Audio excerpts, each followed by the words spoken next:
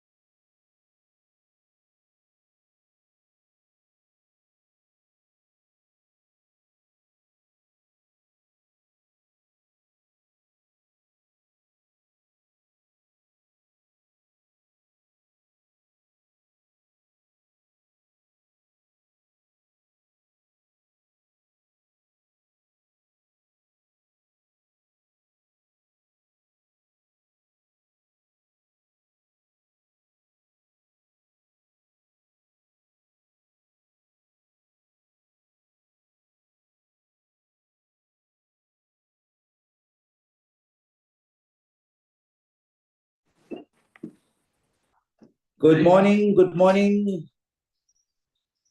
Is anyone here? Good morning.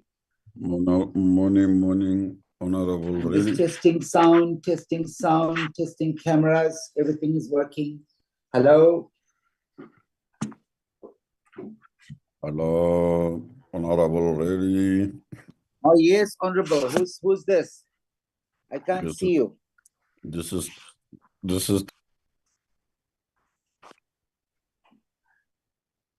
Sound is a problem. We might get disconnected.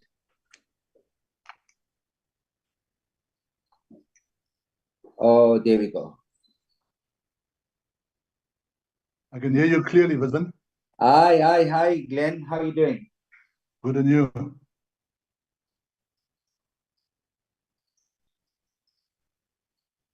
I can hear you very clearly. Okay, perfect. Ooh. Today turned out to be quite chilly, eh? No, man, it's lovely outside. Have you been outside? Beautiful. Eh? It's just overcast, but it's lovely outside. Yeah. No, I went for a run this morning. I came past. I also went for a run. Just to the toilet. Just to the toilet and back. Okay, I get you. You had the runs. Good morning, colleagues. Good morning. Morning, colleagues. Good morning, Chair. Morning, Honorable Chair. I must apologize. I'm not visible. I have a serious gadget problem, so I'm using my phone. It's not able to, I can't use my iPad yet, so it's a bit tricky for me. But I'd like us to start. We are exactly 9 o'clock, and I'd like to just, looking at it, looks like we do have a quorum. So please excuse me if you can't see my face, but I can assure you I'm present. And so I'm just trying to sort out the gadget, but from my point of view, we have we've got most of the members. I can see though that there's an apology, there are a few apologies. I think we should be able to start. So may I request that at this point we do a silent prayer or meditation to mark the opening of the meeting.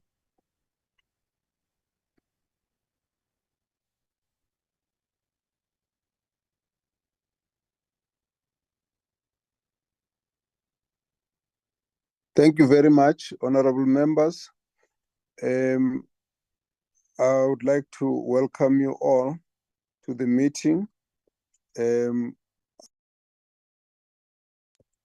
Let me first indicate apologies that I have received. I think the first one is Honorable Souls, who has indicated that he has a funeral. He did talk to the members about the family friend that passed whilst we were on the oversight visit.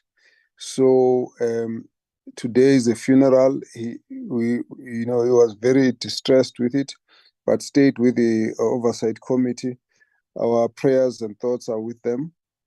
I have a missed call from Nkosi Buthelezi. I suspect it would have something to do with not being able to attend immediately, but I'll find it out later when I can use the phone. So those are the two. May I just check from Secretary, do you have any other apologies? Good morning, Chairperson. Yes, we received an apology from Member Van Zyl as well, that she won't be able to attend at the moment. Yes, and then Honorable Buthelezi did put in an apology that he won't be able to attend the meeting this morning. Thank you, Chairperson. Thank you very much. Let's welcome all the members who are present. Then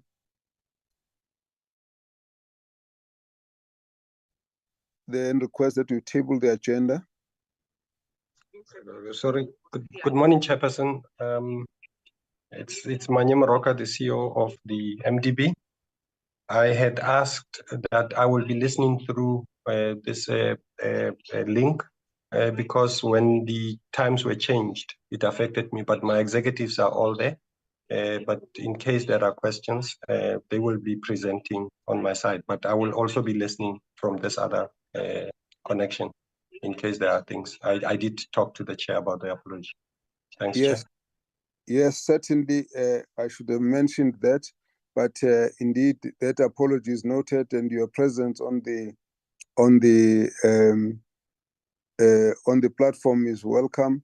The whole meeting is held virtually, so there is no problem with your location. What's important is that you are there with your team. If you can just drop your hand once you are done, then we will proceed with the rest of the team. Let me then welcome the team. But let's look at the agenda. In the meanwhile, just move it properly, Sherin.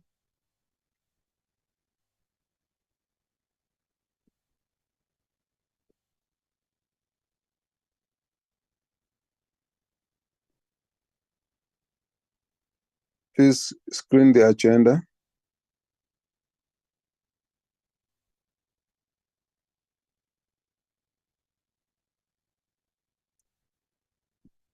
Sherin, am I the one who have a problem with my gadget? No, Chair, it's not being, now it is. Okay, now can we have a look at the agenda properly?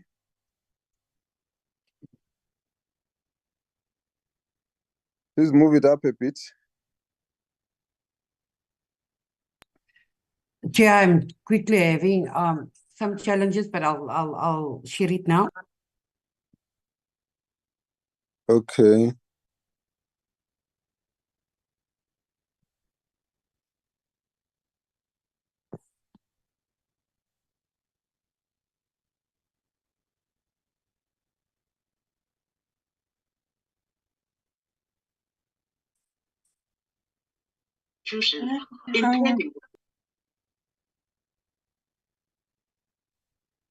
Okay.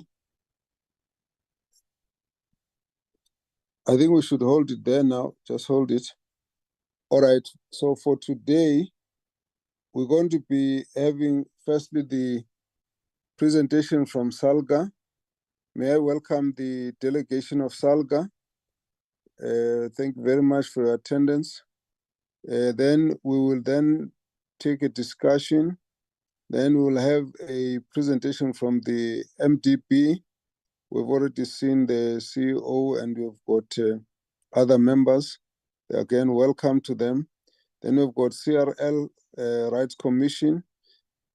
Now, to the honorable members, my request would be that the CRL, I'm not sure if they are present at this point, but that they should be asked to come a little earlier, because I have a feeling we might move quicker than what's on the agenda in terms of their presentation. So we should be able to get them on standby so that when we need to move to them, they're not too far. So that really would be my request. Otherwise, members, any mover for adoption of the agenda? I move for the adoption of the agenda, Chair. And may I Honorable just- Reddy moves. Thank you very much. And who seconds? Honorable Taibosh. No, don't volunteer for him. Any other members? I'm not favored, yeah. Honorable second. members? I second. Honorable Sompa, thank you. A second. Thank you very much. So thank you. Let's then ask the leadership of SALGA to lead us through, present their team, and then take us through the presentation. Chair, may I just come in for a minute, please, or less than a minute? You're welcome. You're welcome. Thank you, Chair. Yes. Chair, I just want to propose, in the interest of time, that when presenters come out today, that they start off by saying, we take the report as read, and thereafter give us a brief synopsis of the key issues, highlights in the report, taking us through details of what is supposed to be done and what's not supposed to be done, and the KPIs, and all that detail may not be necessary. I just want to put that to the committee, Chair, and seek some sort of support on that. I think we'll be able to move a lot faster that way. Thank you. That's fine. Thank you very much, Honorable Reddy. I won't do so much of a restriction, other than to say the team has got, if you can take 20 minutes, but if longer, you'll have to summarize within the next minutes thereafter. Then the team will pick up what they consider to be important to bring to our attention, and then we can move on. If it's shorter than that, it's still welcome. So, honorable members, we won't be too tight, but let's just give them the time to say this is our time limit. Then I'll intervene if I think it's getting a bit longer. That's fine. Thank you very much. The leadership of SALGA, it's just good because we're so far apart that whoever presents, or if you want to show your team, just show your face. They can all show their faces, and then the leader takes on, introduce and move on. Maybe we can just get the SALGA team to show their faces. Let's move on after that. Honorable Manyoni. Thanks, Chairperson, but I'm not a member of SALGA. Sorry, Yeah. hey, you know, I I made a know mistake. once SALGA, always SALGA. Yeah, that was long ago. I'm sorry. I just saw your name now, and I'm making a mistake. I'm sorry. Let's get the honorables, I've got members of SALGA. I can see Councillor Ngubane reading himself there, and then I can see the force. The force. Yes. Yes, morning, Honorable Chairperson. Thank you very much, Chairperson. Let me take this opportunity and bring warm greetings on behalf of the National Executive Committee of SALGA, led by President Stofile. I'm bringing these warm greetings to yourself, Chairperson of the portfolio of COCTA, Honorable Zwelim Kize. I'm also extending warm greetings to all members of Portfolio Committee of COCTA, members of the executive if they are present, like deputy ministers if they are present, Chairperson and CEO of the Municipal Demarcation Board, and Chairperson and CEO of the Commission. I'm bringing warm greetings. First and foremost, Chairperson, I would like to tender the apologies of the presidency. This meeting coincided with the cabinet lekgotla, so that's why they could not make it to this meeting. I think they've indicated that they've tendered their apologies, that they are attending the cabinet lekgotla. I will just introduce our delegation. Sorry, Chair. I'm a bit confused here. Presidency, which president are we talking about here? I'm a bit confused. Are we talking about the president of the... Honorable Reddy, let's Yes, not do the interruption at this point. He's talking No, about the no, president I of want clarity. SALGA. Which president are we It's the talking? President of presidency who? of SALGA is presidency of SALGA that he's apologizing about. Oh, And president of if it was SALGA. not clear, let's clarify that. And let's Thank you. proceed, Honorable Ngubane. I've got a serious disadvantage. My notes and my things are mixed up here because I'm on a gadget, so I'm a bit slow today. I don't see whose hand is that. Can I just check? Oh, it's your Honorable Reddy, please, let's take it out. Thank you very much. Okay, let's proceed. You apologize on behalf of the presidency of SALGA. Let's move on. I think it's clear now. Thank you. Thank you very much. Therefore, within SALGA delegation, I've got myself, Councillor Thami Ngubane, who's the SALGA NEC member, representing SALGA in this meeting. But again, we also have SALGA NCOP rep, Councillor DeVos, and we also have Mr. Lance Joel, who's the SALGA COO. Lastly, Chair, I also wish to indicate that we're in the season of provincial assembly. So some of our members are scattered across the country convening the provincial assembly, where we're engaging with municipalities in terms of mandate taking and report back in those platforms. So some of them are also engaged on those organizational activities.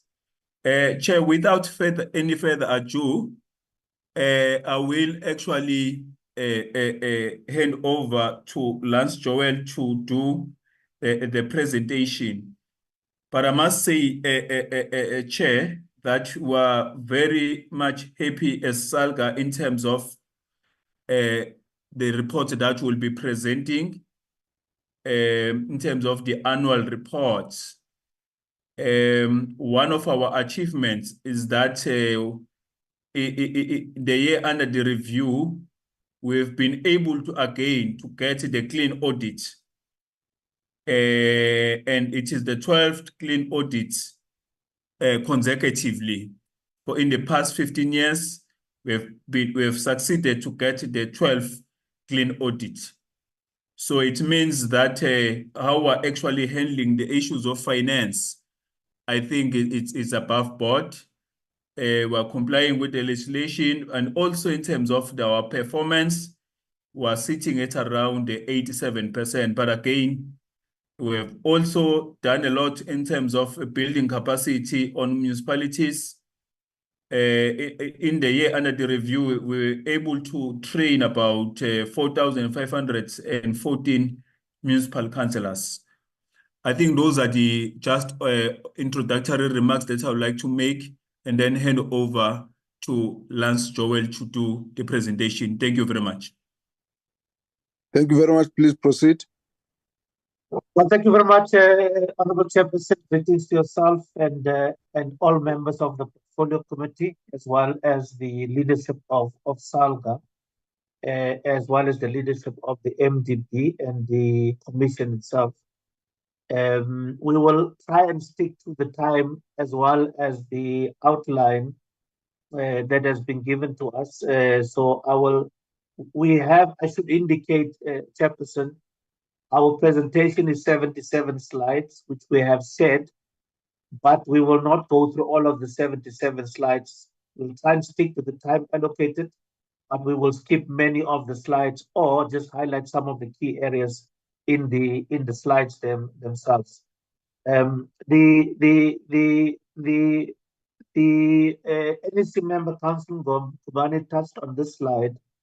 That is really some of the key highlights, and we will just expand on some of these areas. The first point, I think, Honourable Chairperson, when we were in the portfolio committee on the 10th of September, we felt it was important for us to link the objects of local government to what SALGA exactly is. I'm making reference to the Constitution and what the Constitution provides for, the obligations that are arising from the Systems Act for SALGA, what SALGA ought to be doing. Also, some of the white paper local government mandates that have been given to us on specific areas that we are responsible for. And it's within that context, Chairperson and members, that these 6 mandates are what defines what the organization must do. So strong focus on advocacy and lobbying, strong focus on being the employer body, driving capacity building of both officials as well as councillors, directing support and advice to municipalities, profiling the sector, and then lastly, creating platforms for learning and sharing amongst and between the municipalities. So at the core of what we do are linked to each of these 6 mandates that we have as the organization. Because we take a long-term outlook, we do as SALGA have a 5-year strategic plan, and that 5-year strategic plan spans from 2022 up to 2027, and it's linked to the term of local government, term of office of local government. And for the year under review, we have also linked outcomes in the strategy to what we are intended to do for the year. So these 6 outcomes, which we will not go through individually, it also defines and anchors what we will do on an ongoing basis until the end of the 5-year period. Councillor Ngubane touched on this. This is the outcome of the audit of SALGA. Once more, the AG confirming a clean audit. This is our 12th consecutive clean audit as SALGA, and we will leave it there. This slide is a very useful slide, Chairperson, because the portfolio committee can see over an extended period how the organization has been faring from a performance point of view. And whilst we had dipped, comparatively speaking, from the last financial year, where we had achieved 98%, for this year, we are at 87% of achievement. But generally, you can see the organization has been a high-performing organization. This slide I will skip because it really just unpacks the 87% for the year and showing that 5 of the targets, of the 39 targets, were not met for varying reasons, but sitting us at the 87% performance for the year. The Chairperson, I will then now touch on what the request was, that we just highlight on each of the mandates some of the key things that we have done. How we are doing it, Chairperson, you would see it firstly indicates what is the achievement that we have made, but also it shows the impact, because we felt it is important for us to also translate the work that we do to impact, so that we can see whether the 87% has an impact on municipalities themselves. And so that's how it will find expression throughout the presentation. But just some of the key highlights for this year: we've been very active in the IGR as well as the parliamentary space, with those 214 and 144 engagements respectively. We've also developed 15 position papers, which we then took through the IGR processes. One of those, just as a highlight, includes exciting work that we have done around the review of the local government equitable share, and we are currently engaging with relevant authorities on that work that we had done in the year under review. So the impact essentially is to ensure that, core to the mandate of SALGA as a lobby and advocacy organization, is to ensure that we are visible in the IGR space, but we also influence IGR platforms along the positions that we would have developed on behalf of local government. We have also been quite active in the digital and data solution space. We've provided a few digital solutions and data solutions to municipalities. We've also looked at enhancing the data maturity. The fact is, Honorable Chairperson, for municipalities to take informed decisions require data and updated information to enable them to take decisions. So there is work that we are doing using technology to assist municipalities to improve their data and that data to inform decision making. The next mandate, which is a capacity building mandate, Councillor Guban has indicated that we had trained, capacitated just over 4,500 councillors and officials from 202 municipalities. So 202 municipalities benefited from the training programs, and there were 32 programs that we had outlined while we had rolled out for the year. But we have also been able to secure funding, Chairperson, 38 billion was secured to roll out this capacity building program. The impact is such that we would want to ensure that on an ongoing basis, we are able to build the capacity of both local government officials, also the councillors themselves, so that it does improve not only the decision-making and internal governance arrangements, but ultimately communities can benefit through service delivery. On the employer body mandate, which largely deals with the human resource elements in our municipalities, we have done capacity assessments. We have also attempted to look at having a single independent professional authority that would look at professionalizing the sector. So we are at the forefront advocating for professionalizing the local government sector so that ultimately we will see improvements on the elements of service delivery. Around labor relations, this is a role that we play supporting municipalities on labor relations matters. You can see there detailing the number of disciplinary hearings, conciliations, and arbitrations that we had assisted municipalities with. But we have also, as part of the salary and wage negotiations that we concluded a few months ago, we had also developed a collective bargaining strategy. Around the support and advise mandate, we had rolled out a number of products that would look at, firstly, improving due diligence in municipalities and ensuring that from an HR and payroll performance, we are able to use these products to improve efficiencies within the system.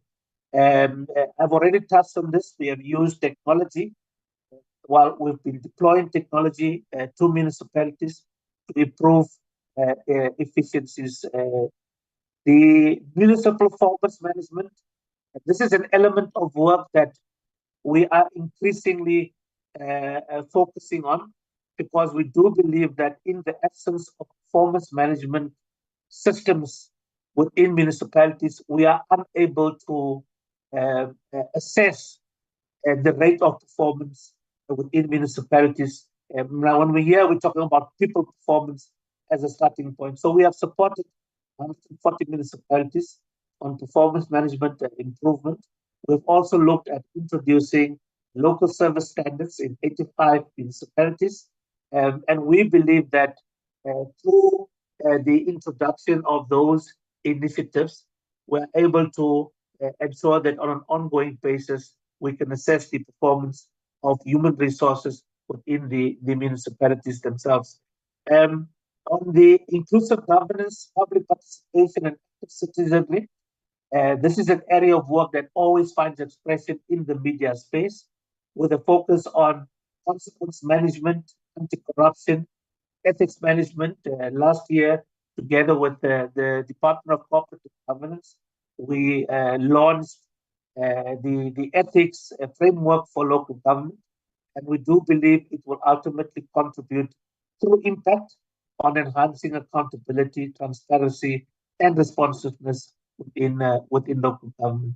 On the business climate support, we had supported 24 municipalities in improving their business climate, but we had also assisted 4 municipalities. It looks small, but it's a huge amount of work that we had assisted municipalities on municipal investment competitiveness, trying to attract investment within municipalities themselves, with 37 municipalities benefiting in that regard.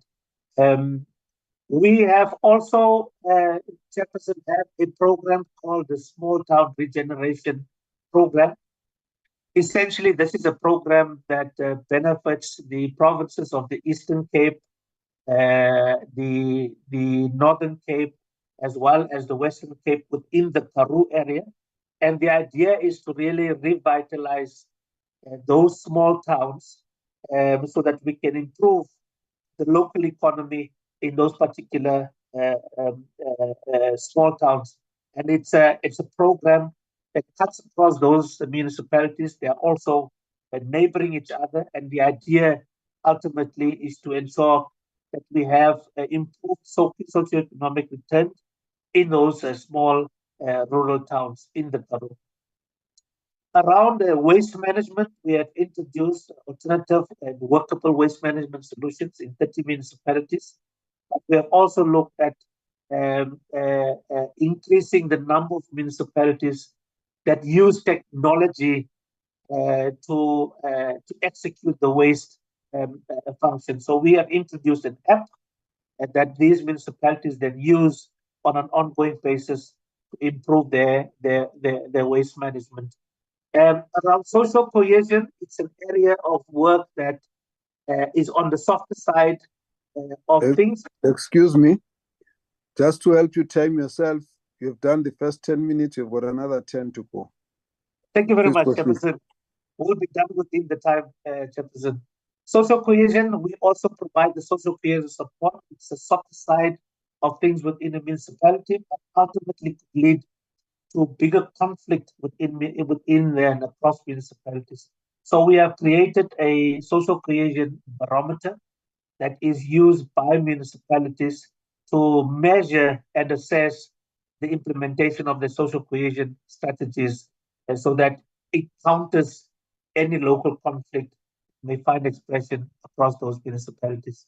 On municipal health, we have assisted a number of municipalities to improve their service offering around the municipal health services, and 29 municipalities have benefited from the municipal health services by ensuring that we influence what is captured in the IDPs and ultimately delivered through the SDBIRs in the municipalities. Jefferson, I'm going to skip some of the slides to try and get to some of the exciting things that we have done around spatial planning and land use. With the Spatial Planning and Land Use Management Act in place, we are continuously assisting municipalities. And for this year, 43 municipalities have been supported. These are collaborated efforts between ourselves and other role players, but the idea is to ensure that firstly that there's compliance.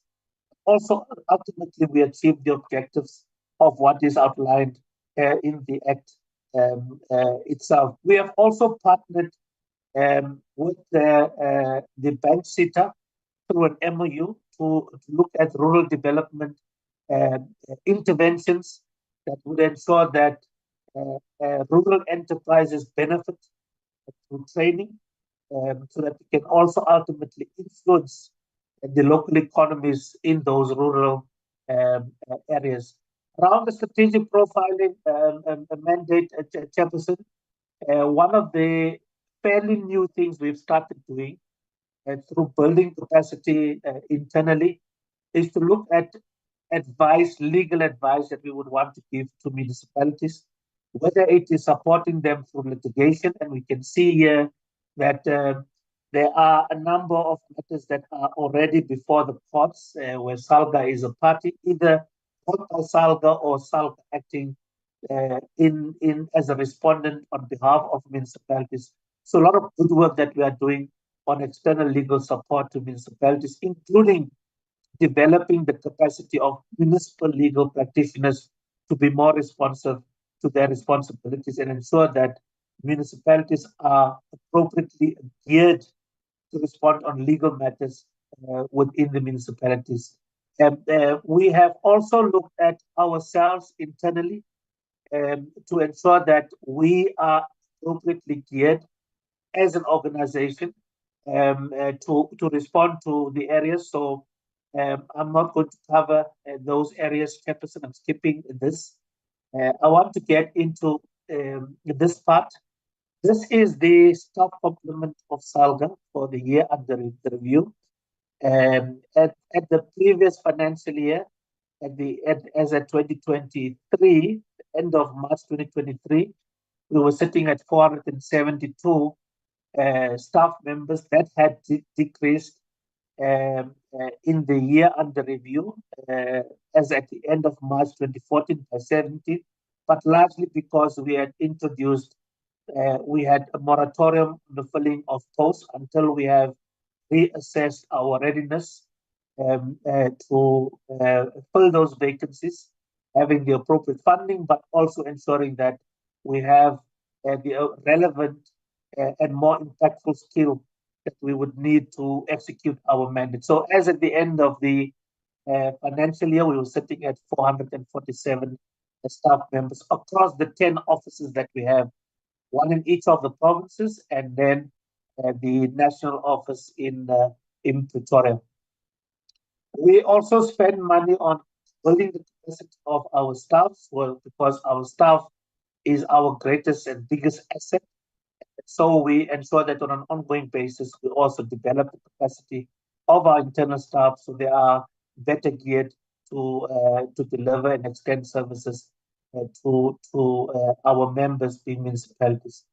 On the financial front, we've already touched on the clean audit. We have had a surplus for this financial year, which is a good thing, Chairperson, within the context that municipalities are the biggest contributors to the organization. There's cash flow constraints that municipalities are experiencing. So having a surplus assists us in the following year to cover some of those municipalities that are unable, because of cash flow constraints, to contribute through membership fees to the organization. So this year, the year under review, Chairperson, we had relied heavily on municipalities. So 97% of our income and revenue is coming through membership fees from municipalities. And then the remaining 3% are from bits and pieces of income, either interest or small contributions from donors that we would have received. But the picture is clear that we remain dependent on municipalities to fund the organization. Chairperson, let me pause there. I think I have stopped with 5 minutes left. Thank you very much.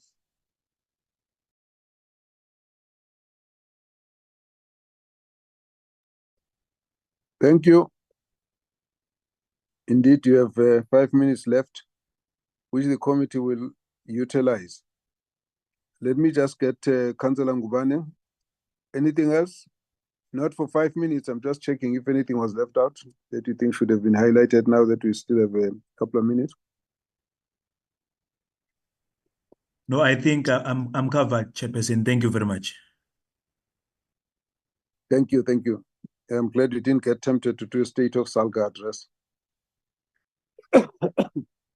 So, honorable members, thank you very much to SALGA. We accept the apology of the leadership that is not here. You have a highlight. The slides were circulated before. I'd like to invite the members to make comments, questions, but let me also comment SALGA on the clean audit and say that it's important in this sphere that SALGA, as part of the leadership of municipalities, must show in leadership good governance. And so we really appreciate this and we commend you for it. Also, the fact that you are keeping a record over a long time. I'd like the colleagues to raise hands.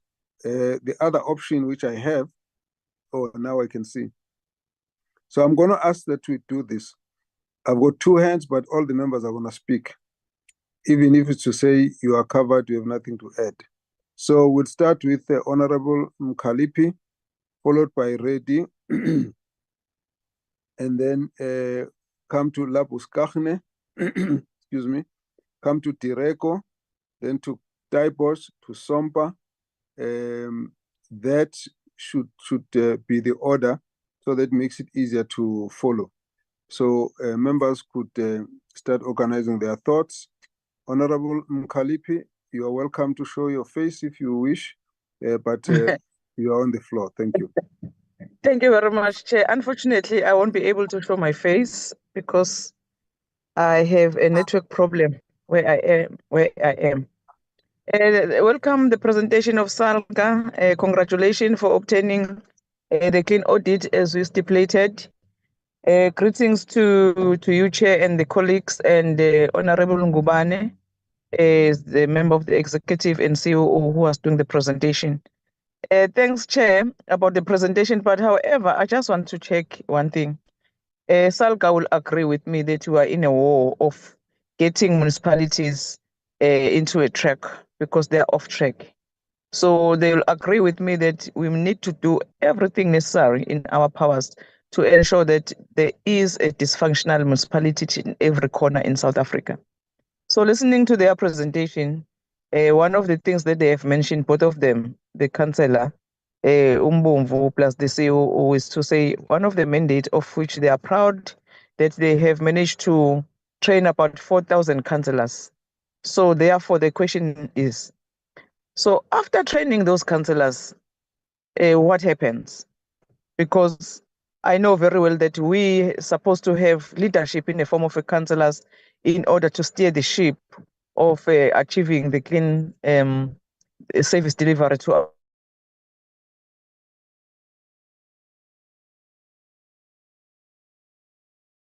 our people. But going as SALGA and without even any in order functioning of municipalities, what does that tell us as the nation? That is one area that I want to ask. As well as the issue, I didn't hear the CEO in the presentation on the issue of the labor that also face the municipalities most of the time.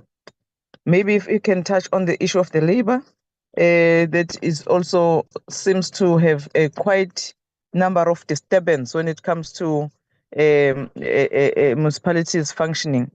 And then the last one, Chair, that I want to ask from the SALGA. Unfortunately, they were not part and parcel when the AG was there briefing us on Tuesday.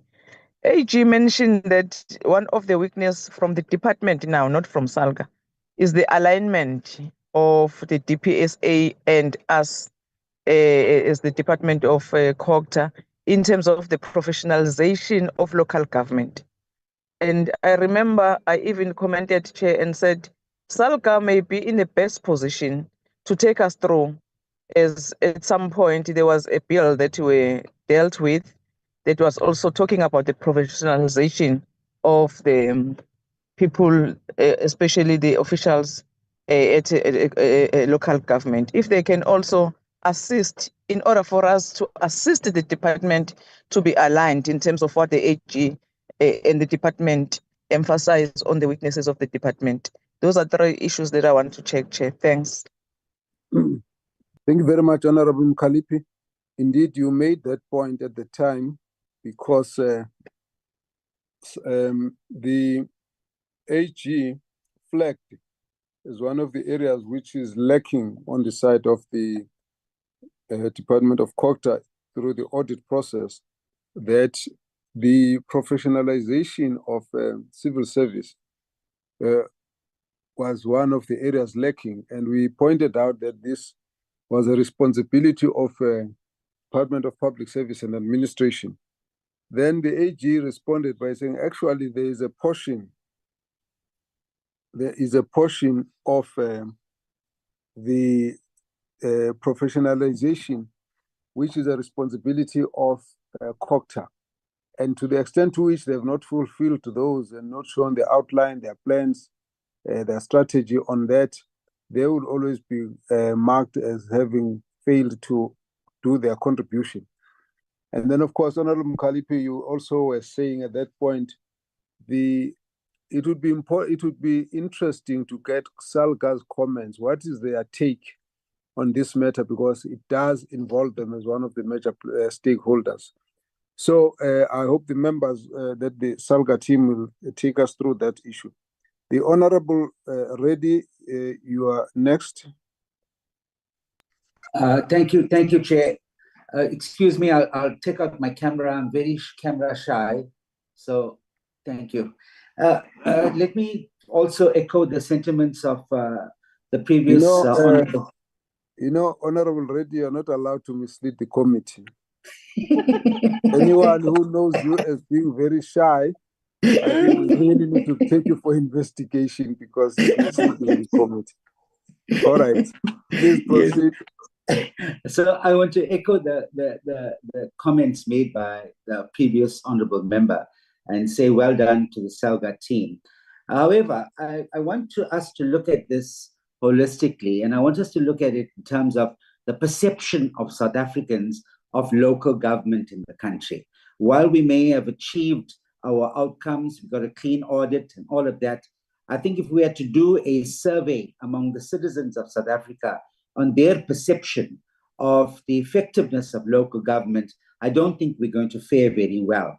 And what's the reasons for this? It's simply there's a lack of service delivery and also lack of leadership and the heavy politicization of the local government space and environment.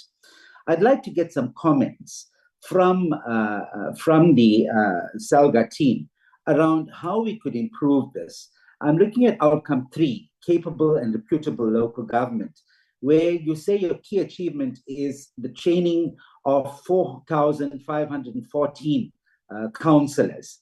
One of the problems I found, because I used to work in SALGA, I used to head up a unit called governance experts. And one of the serious challenges is the incapacity of councillors in understanding legislation and understanding their roles and functions. Do you not feel that there has to be some kind of a cause that every person that desires to be a councillor should undergo, even before they are on any list to go into councils? We're approaching a local government election. It might be an idea for us to consider that. So that's my point, Chair. And finally, well done to the SALGA team. Well done.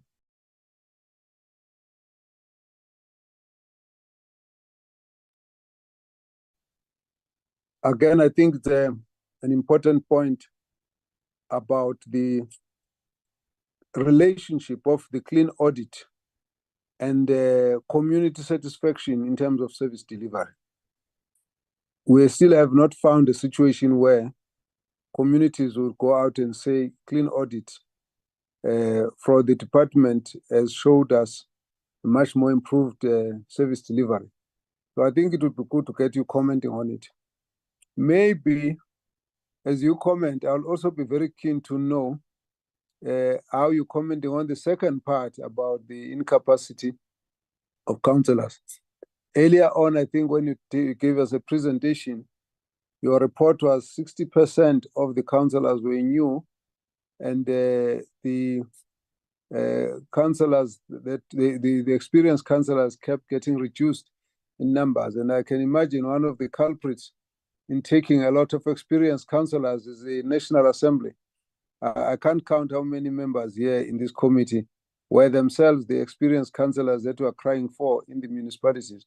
I'm not saying anything about it. I'm just saying I'm aware that it's a big challenge that we lost experienced councillors on the ground.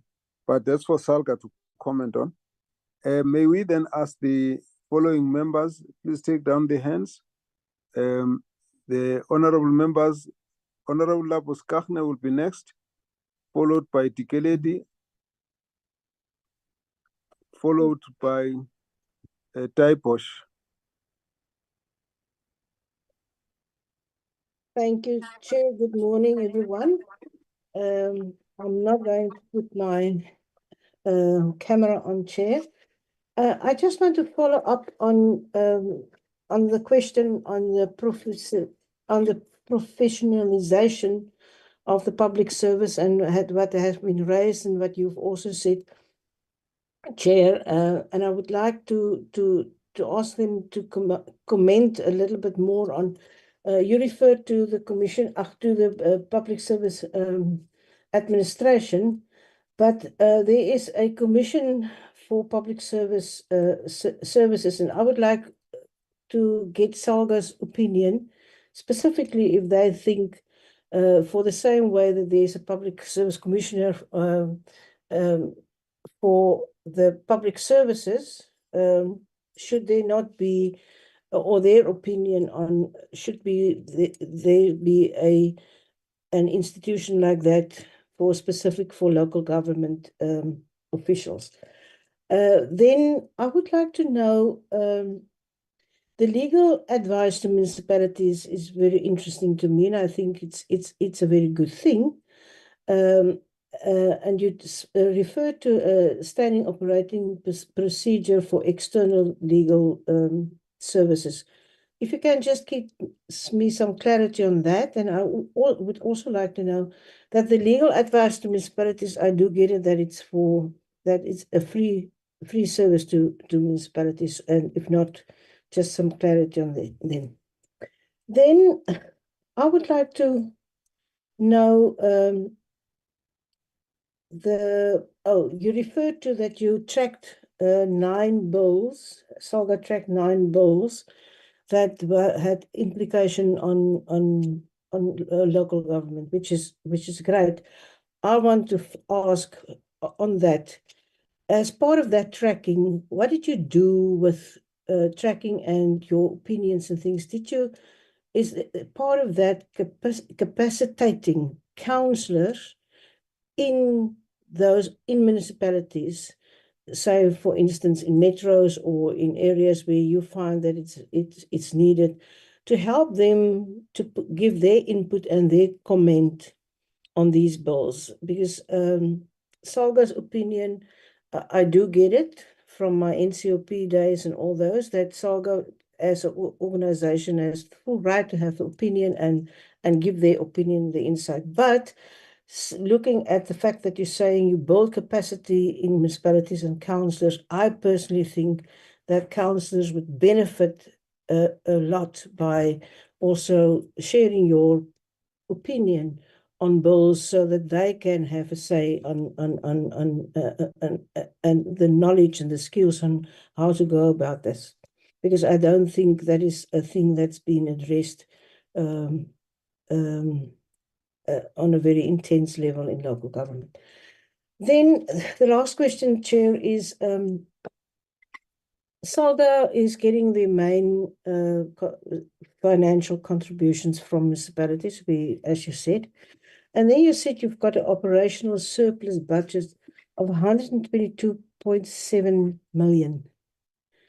But yeah, and then you refer also to an increase of 59%. That I get it, it's from the previous year.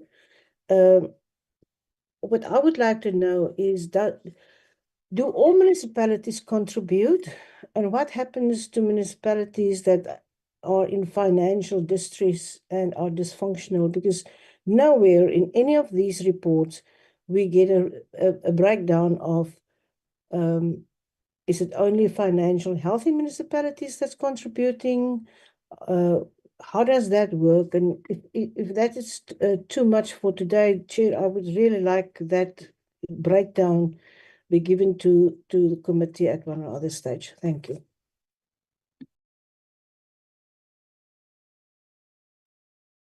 Thank you, Honorable Labuskachne. Honorable Direko. Thank you, Chair. Mine is on, let me welcome the presentation by SALGA. Greetings to colleagues. Chair, on their outcome number 3, SALGA indicated that they have supported 140 municipalities on performance management and improvement initiatives. And I also want them to share some of the lessons that they have learned through this process. In terms of them supporting municipalities, are those municipalities that they have supported implementing what they have supported? If they are not, what are the challenges and how best can those challenges be resolved? And Chair, this one is just a comment. I think they've also indicated that they lobbied the Department of Health for the establishment of the District Health Council, of which I believe that it's a good thing. If possible, is it possible that they can also expand that process to all the district municipalities? Because we've experienced that in terms of our roles and responsibilities of the district municipalities, matters of health have been neglected, and somehow they create challenges for our communities. And the other issue, Chair, is on the SPLUMA, where they have supported municipalities on spatial planning and land use management. So I want to check with them because what we've also experienced on the disaster in KZN is that there was an issue regarding the SPLUMA. It was not implemented in municipalities. Some of the people were just given houses they was just given land sites on the wetland. That is why when we have disaster now, we encountered those floods in some of the houses because there was no geotech report that was done in the municipality. So we'll also request that they expand this program to other municipalities. And Chair, the other one is on the bylaws. As I was looking at the presentation, they also assisted 6 municipalities to enhance regulatory framework by reviewing informal trading bylaws. I think this one is one of the programs that I would also encourage that they expand it to other municipalities, because lately we've witnessed a situation whereby there's an issue about the spaza shops where some of the kids are dying, and it is alleged that it is because of some of the things that they have bought from this informal tradings from our local community. So I would also request that they strengthen this campaign, because it's now moving into a level where there's a community fighting amongst each other regarding the matter of the spaza shop. And I believe that if the bylaws of the municipalities were realistic and implemented, some of these challenges could have been avoided. Thank you, Chair.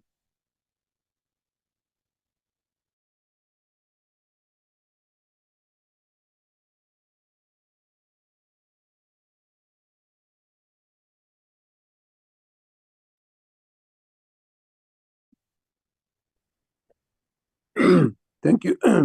Thank you, Honorable Direko. I'm sorry, I'm just struggling with my gadget here. Thank you very much. Can we have Honorable Sompa? Now you're changing the order again now. Oh, sorry. Yeah, that's my problem. I'm trying to follow my things. Honorable Typosh, I'm very sorry. But it's okay. It's okay. Ladies first. Let Honorable Sompa go. No. Let's keep to the order. Please proceed. Okay. I'm sorry. No. I've just got a problem with the gadget, so that's why I keep mixing things up. All right. I haven't got much to add. I think I'm pretty much covered, Chair, but I want to definitely congratulate SALGA for the 12th consecutive clean audit. I think that we should celebrate things like that, because if SALGA can do it, why is the municipalities not do it? And I think SALGA should get more involved, or not more involved. It should be almost compulsory for municipalities or for SALGA to get into municipalities and to make sure that councillors, especially municipal councillors, are trained in terms of service delivery and general office ethics, and in terms of integrity training, in terms of financial management. yeah, then, because also the other thing is, I think SALGA should also be involved as compulsory, not just an oversight, but compulsory in the employment of councillors. They should be involved with the screening and all of those things, Chair, you know, because if we, the problem starts where we're appointing these councillors, and these councillors eventually become our mayors and stuff like that. If we don't employ the right people at that level, then, you know, it just goes on and on. So, but other than that, I'm pretty much covered with everything else. Thanks, Chair. Thank you very much, Honorable Daibosh. Let's have Honorable Sompa. Thank you, Chair. Let me also welcome the presentation and also congratulate SALGA on a clean audit. I don't have much to say. My issue is just that when the SALGA said they have trained or capacitated the councillors, but when you check in other municipalities, majority of municipalities, there are still councillors who can't read their, what is it they call it, their agenda, council agenda. There's this document that they get. They want to peruse them on the day of the council, only on the pages that they went to, but they went to for a training. I think it's one of the aspects that maybe SALGA, maybe as they plan again for the next election, to find a mechanism or a way of making sure, or a monitoring tool to make sure that the councillors, they understand how to read their agenda, because majority of them, they are still doing that. And the other issue is the one that Honorable Director have said about the issue of the bylaws. Most of the municipalities have neglected the bylaws. So you'll ask Matosana, for example, when was the last time they checked their bylaws? They will tell you 5 years back or 10 years back.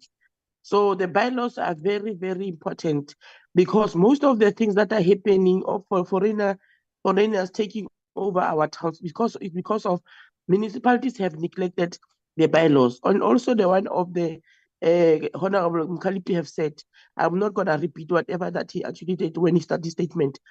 It's also part of the things that are also making me worry to say, let's check all those things and make sure that we correct them.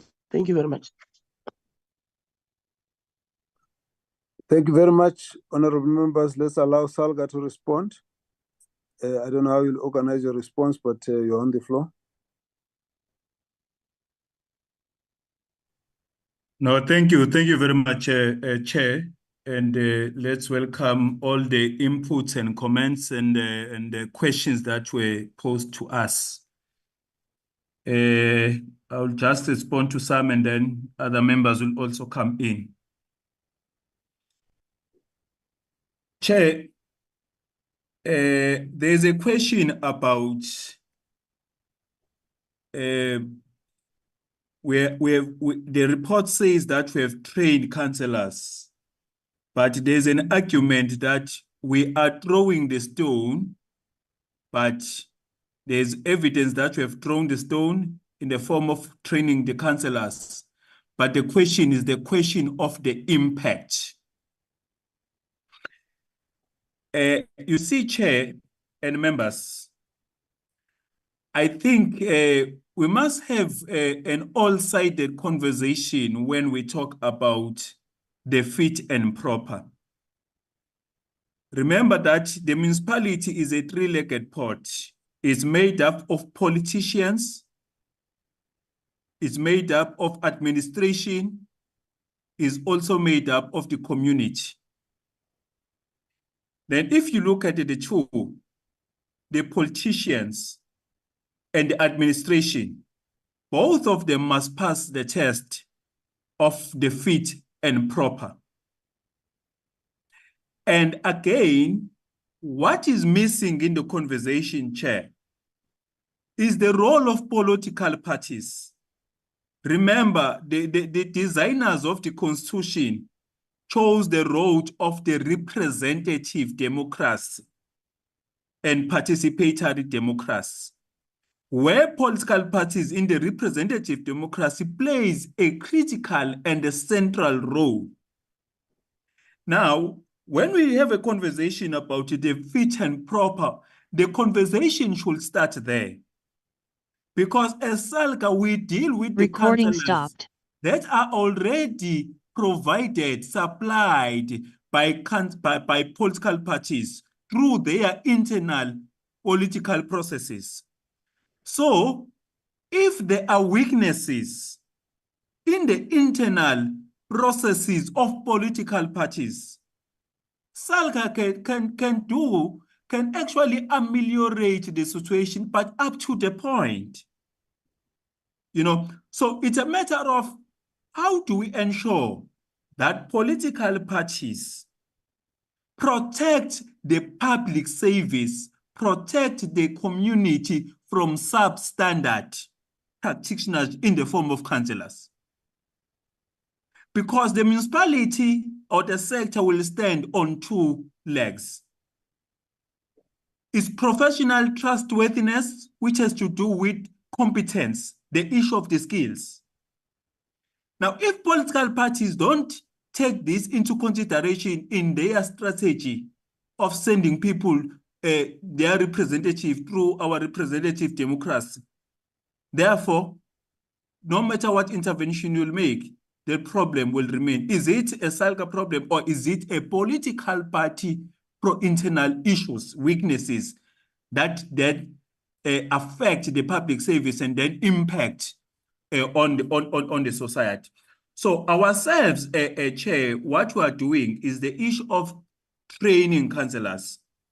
But obviously, if you train you, it will depend on what is your baseline.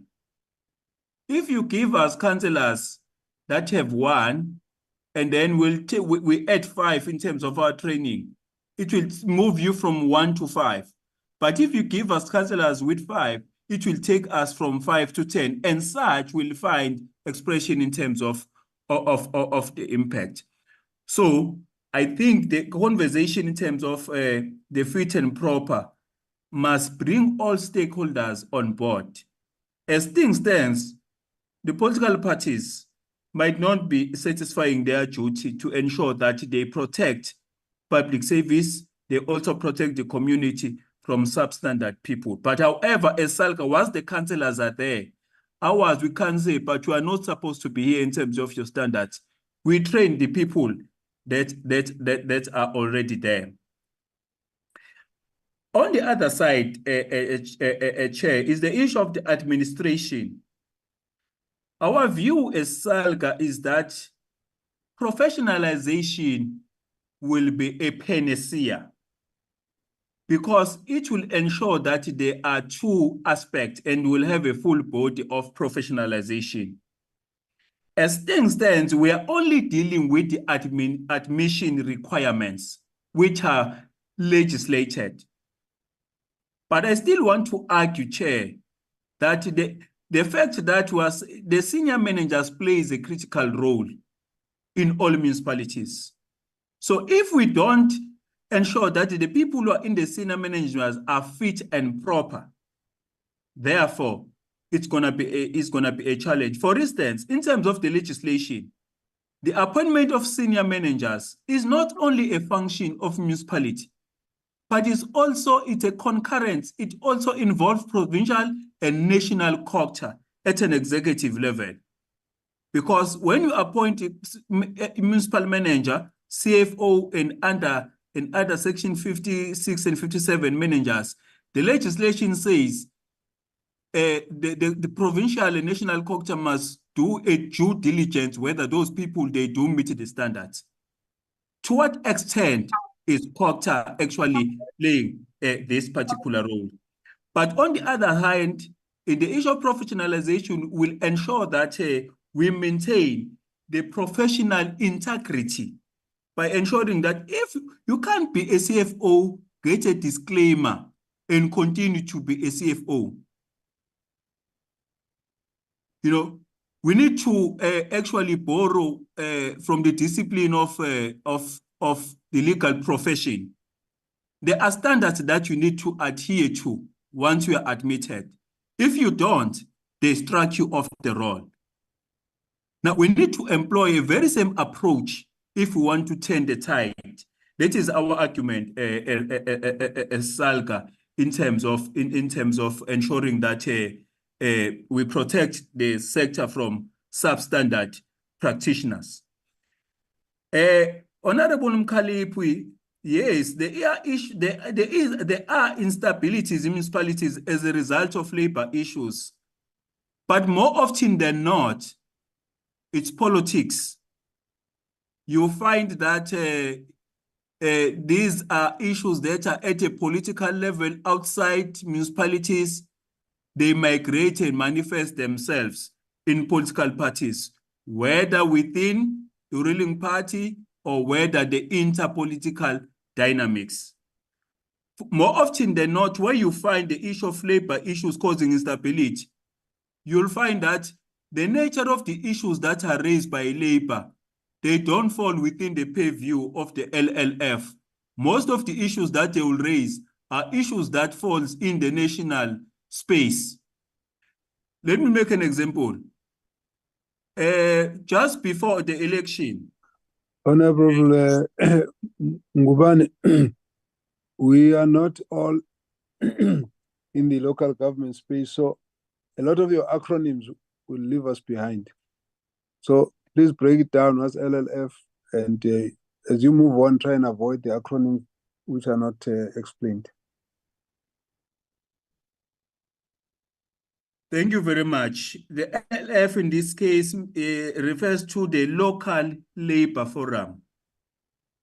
More often than not, when you find the labor causing instability, for instance, in a municipality, a practical example like eThekwini, they were raising the issues of salaries and so on and so forth, protesting at a local level, whereas those matters don't fall within the scope of the local labor forum. Those matters are ventilated in another platform at a national level, collective bargaining platforms. But because of political reasons, you find that there are such dynamics. So I think more often than not, these are not labor issues if you drill down. In terms of the form, they might appear as labor issues, but more often than not, these are political dynamics, whether within the political parties themselves or a fight among political parties fighting for power, whether internally or amongst the political parties. So, but as SALGA, we have done a lot. For instance, not so long ago, we have succeeded in ensuring that we secure a 5-year agreement in terms of the salary negotiation. So in the next 5 years, there will be no strikes around the issue of the wage and so on. But now and again, in other municipalities, you'll have these matters taken out of the collective bargaining chamber and brought to the local municipality as an instrument to achieve the political end. So those are the dynamics that we're actually dealing with. And again, Chair, we are providing support to the municipalities of different kind. When municipalities face challenges, we go there, make an assessment, make a diagnosis, assessment, and then provide solution. But you must also understand the limitations of SALGA. We can bark, but we can't bite. We're like a doctor. Thank you, man.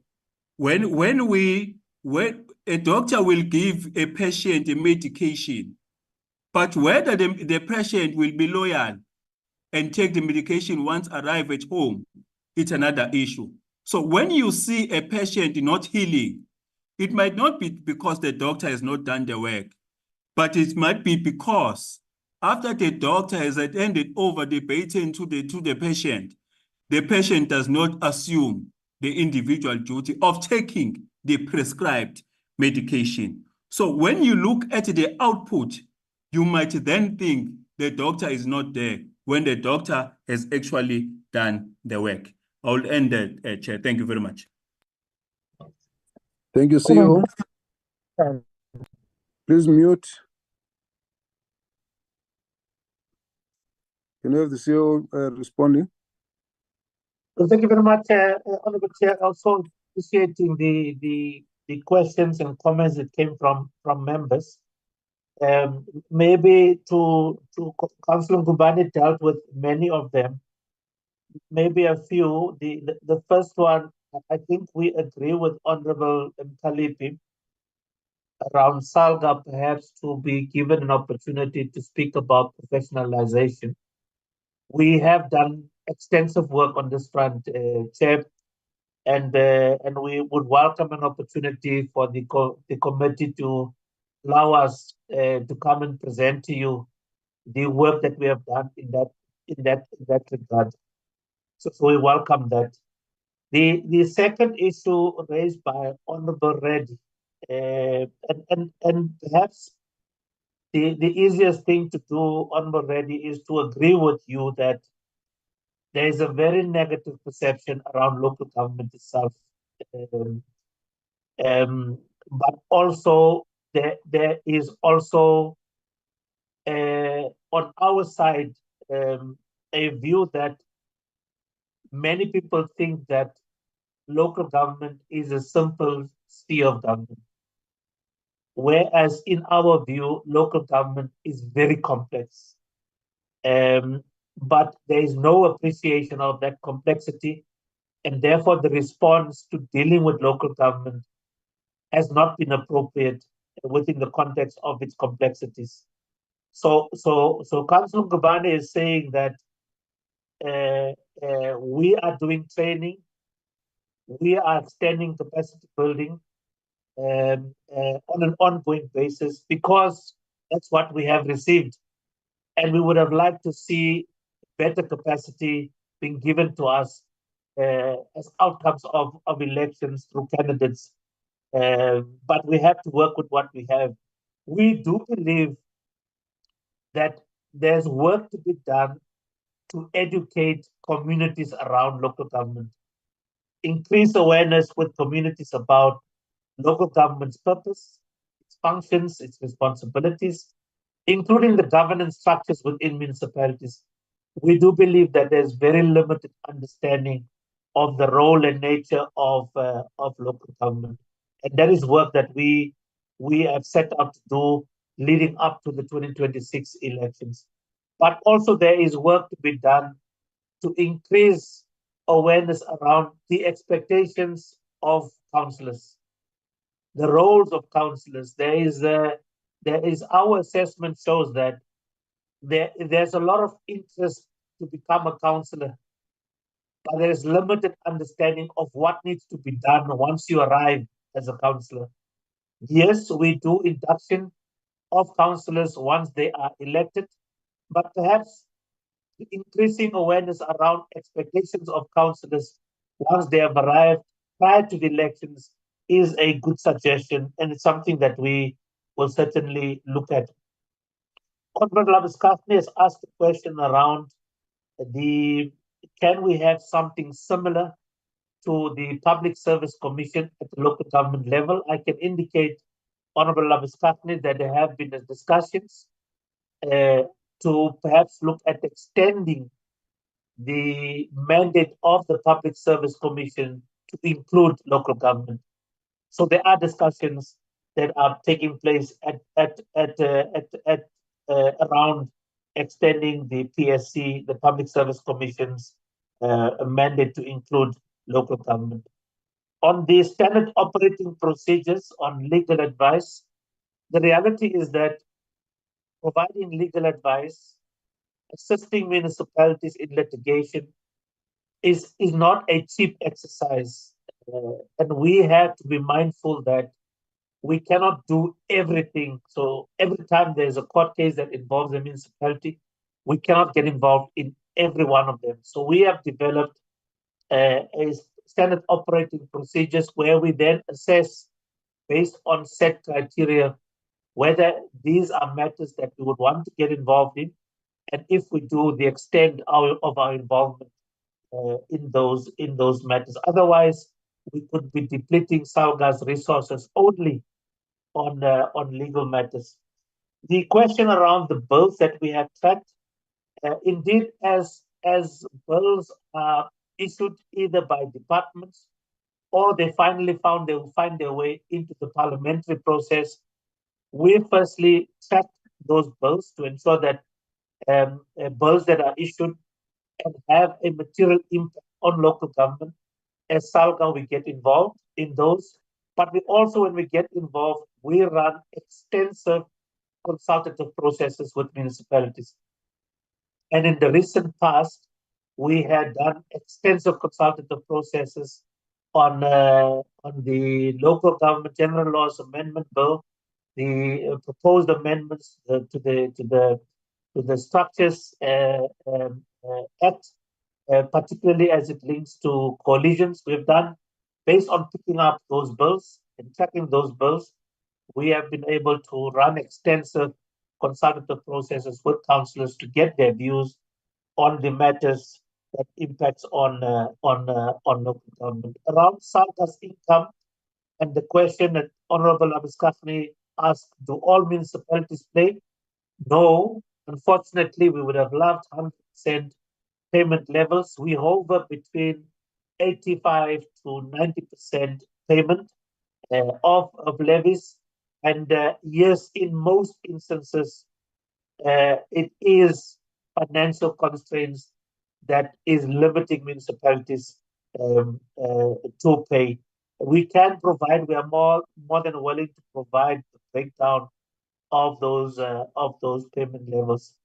Honorable Director has made 3 key proposals which we will take away and consider, and it relates to the district councils, this pluma, as well as bylaws, to see that we, as SALGA, look at extending and expanding that to other districts, to other municipalities, to ensure that, particularly on informal trading, that more municipalities benefit from the bylaws that we had developed. Honorable Taibos had raised an issue around SALGA's role in getting involved in screening of councillors. I think the Councillor Ngubane has responded to that, and in particular the role that is played by political parties in that regard. So I will not touch on that. And then the last one, Honorable Chairperson, Honorable Sompa, has raised issues around bylaws enforcement. We agree, Honorable Sompa, there is more work that could be done to not only ensure that we assist municipalities to develop bylaws, but also continuously review and revise their bylaws. But there's also a part of enforcement that is lacking. And a bit more focus could go into ensuring that there is enforcement of the bylaws that have been introduced by municipalities. So, Honorable Chairperson, those are the responses to the questions posed. Thank you very much. Thank you very much to the SALGA responses. Honorable members, I think the responses have fairly covered all the issues. Unless there is something else outstanding, I think we should proceed. Any other member? Okay, let's proceed. Let me start by then saying thank you to Councillor Ngubane, member of Executive Committee, and the CEO, and all the members who are part of the delegation for the presentation and your responses to our questions. Certainly, we commend SALGA for the clean audit. I think we have noted the members from the comments from the members. We all are concerned about the extent to which we are able to support municipalities and the Department of Culture, and also to make sure that the clean audits translate into service delivery that's satisfactory to our people. As long as that's not done, we believe that clean audits, good as they are just a beginning and they are not the end of the road. We need to then make sure that we move further to ensure that the municipalities are able to deliver services to the satisfaction of our people. A number of issues raised about governance in the municipalities, which SALGA has a role also in trying to help to improve. The issue of the quality of the councillor or the capacity of the councillors has come out as a big issue, which does require also SALGA to focus on. I hear Honorable Ngubane raising the question of the issue is also with the political parties. I think we all have the access to those political parties to be able to say, this is where we need to be focusing. I think a discussion is needed about minimum criteria for councillors to be discussed. The questions of particularly, yes, democratic participation means people must choose their own leaders, but could they, amongst their own leaders, choose people with 1, 2, 3 criteria for purposes of ease of operation when they are at the municipal level as a councillor? Because the 1+5 and 5+5 situation that Councillor Ngubane is talking about, we need to be influencing communities to say, at least bring us people who can operate at this level of academic or educational level, so that the effectiveness can be improved. But nevertheless, I think a lot has been said, and we accept that we have a very important role to play. The committee has a standing invitation to SALGA that you are our partner when we do oversight visits, going to different municipalities, and so that we can share information you have beforehand, and we also share our observations and look at mechanisms of how we can improve the whole operation of municipalities as we leave the troubled scene. So with that, we want to say thank you very much to you, members of SALGA, and we would like now to move to the next item, and we would then excuse SALGA from the platform. At this point, I would like us to invite the Municipal Demarcation Board to do their presentations. Please introduce yourselves, and if you can, show your faces, and then introduce yourselves, and then take us through. Honorable Leader of the Delegation, Councillor Manyoni. Thank you, Chairperson. I keep giving you Chairperson, I all can sorts of see titles, eh? you still would want me to be a councillor, which is a good thing. Yeah, no, sorry Local about it. I government almost is a called very you mayor. important sphere. Yeah. No, But sorry. Proceed. yes, thanks, Chairperson. Let me also take the opportunity to acknowledge committee members, the whip, and you, Chairperson, and of course, the Chairperson of our Commission Human Rights, including the leadership of SALGA, as presented earlier. I'm accompanied, Chairperson, by the Deputy Chairperson, Dr. Mohale. His name is very difficult, Mati Akwena. For those who are not speaking Sotho, it might be a challenge. But Dr. Mohale, and also our senior managers. I'm not sure whether they are able to show their faces if you insist, Chair, but yes, there they are.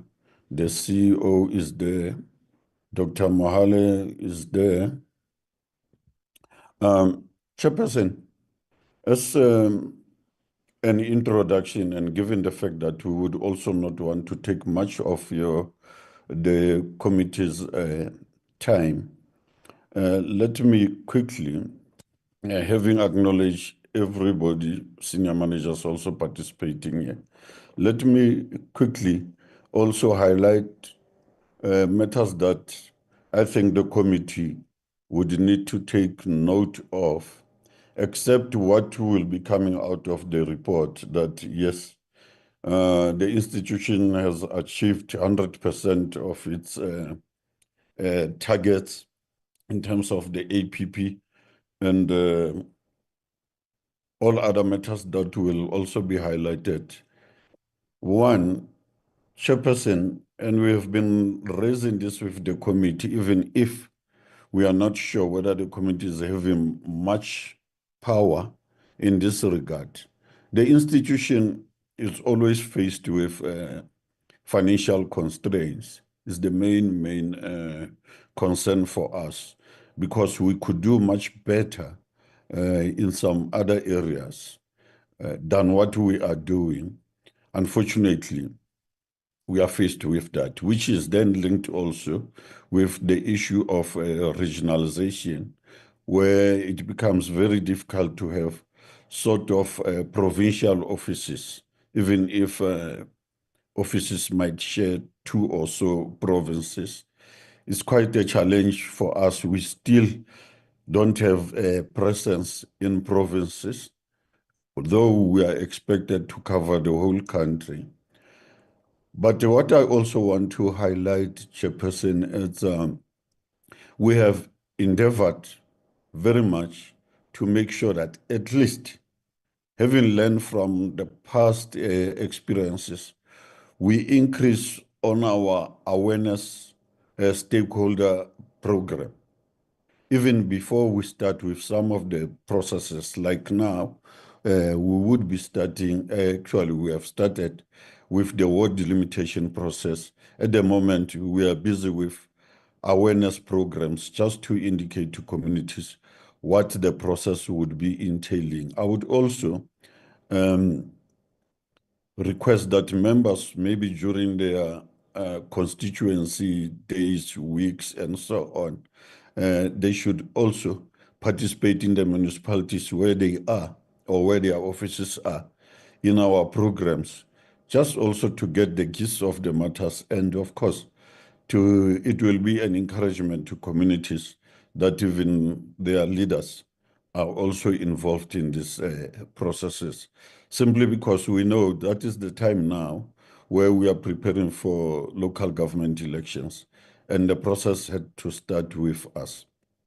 I must indicate, Chairperson, with the previous processes, we have finalized the outer boundary redetermination processes, although there are areas that we have deferred in the sense of not taking decisions on, simply because we want to have intense research on them, and of course, much intense engagement with stakeholders in those areas, areas like your Harrismith and so forth, where we really would want to make sure that at the end of the day, maybe using the court language in criminal cases, that we have convinced ourselves beyond reasonable doubt that the decision that we have taken is the right decision as the Demarcation Board. That's the intention of having deferred some of those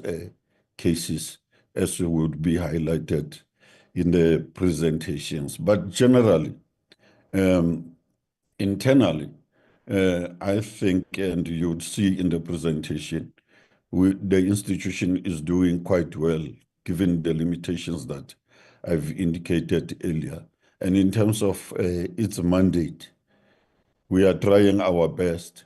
Presently, we are waiting for provincial MECs to also publish the formula in terms of the number of councillors they would like to have in municipalities, so that we can start drafting ward maps which we will be engaging communities with.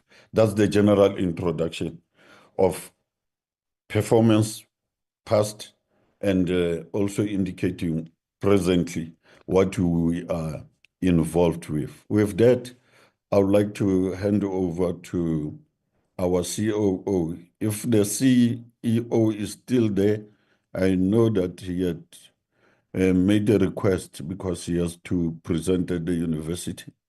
If he's not there, the COO will take us through the presentation. I thank you, Chairperson. Mr. Alwan? Please proceed, Mr. Alwani. We did get an apology from the CEO that he's got a task to table with the university. So please proceed. Thank you very much, Chairperson. And thanks once again to the members of the committee, and thanks for the opportunity. Yes, as the Chairperson has already introduced the presentation, I am cognizant of the time that we are allocated, and I'll endeavor to make sure that I stick to the program as illustrated. Yes, but mainly here, we're just here to provide the committee with our performance for the previous year and highlight some of the achievements, but also some of the areas that we think the committee should take cognizance of. As I'm not going to go through the legal mandate of the board and also the vision, the mission. Those are the issues that I'm sure the members are quite cognizant of. But if you look at slide number 8, it's our 4 main outcomes that we have as a municipal demarcation board, ranging from organizational excellence, well-defined municipal spaces, improved access to research and spatial information, and also improved public and stakeholder participation. More especially the last two, the second, third, and fourth are very critical for the MDB, because that's where the actions or activities that we do with regards to our mandate are located. So most importantly, the board in its strategy, which is in its last leg in this financial year, the board had decided that we need to improve on public and stakeholder participation. Hence, the chairperson has indicated, and that is why it's sitting as one of our major outcomes, because we found that that's very critical for the success of the work of the Municipal Demarcation Board. What are some of the major highlights? Of course, as the chairperson has indicated, we have achieved 100% of our performance in the last review period. And as you can see from the previous years, 22-23, it was 92, 21-22, 95, and then this year is 100%. But most importantly, around the process that we were dealing with last year, it was the municipal boundary determination process. We have gone through all the legal steps in publication for objections, conducting public hearings, and inviting people for objections. All of those things were done, and the board had finalized a number of municipal boundaries, except for those that the chair has highlighted that they've been deferred for reasons that he has outlined. But most importantly, after the process was finalized, a very important step for us, we then went back to different areas and different municipalities where all those changes were effected to provide details on how the boundaries are going to be, but also answer questions on the reasons for some of the decisions that the board has done. And that was a very important step for us. But also in preparation for the next local government election, specifically for the ward delimitation process, we have analyzed about 11,576 voting districts. The intention here is to make sure that by the time we start with the ward delimitation process, we have an understanding which voting districts are problematic, but also provide feedback to the Independent Electoral Commission for them to see if they can adjust some of those voting districts to make the process of ward delimitation smoother and have better wards overall. Also, most importantly, we have developed inside the Municipal Demarcation Board what we call the Knowledge Hub. We have developed a few tools that would assist communities and everybody in the country to access our products, like data sets on municipal boundaries, ward boundaries, and all the like. So that is a process that we're working on. But also a number of research papers that we have also conducted. Those are our major achievements in the year. I'm not going to repeat what is lying in slide number 10, for which the chairperson has already indicated our financial constraints, but obviously our concern is that in view of that other outcome, which is about public participation and engagement, especially for the ward delimitation process, it's important that the board is properly resourced to make sure that we make success out of that process. So that's basically what that particular slide is talking about with regards to the budgetary constraints that we're experiencing as the Municipal Demarcation Board. This slide number 12, I'm not going to sit on. I've already highlighted those achievements in terms of our predetermined objectives, how we have fared in the year. And on slide number 13, it's pretty much under the organizational excellence outcome, which is focused more on the organization itself. I want to highlight that in the 23-24 financial year, the MDB has achieved an unqualified audit opinion with no findings on the 2022-23 annual financial statements. But I want to highlight, I think the CFO will also highlight on some of the areas that needed to be looked at, which is very critical in this regard.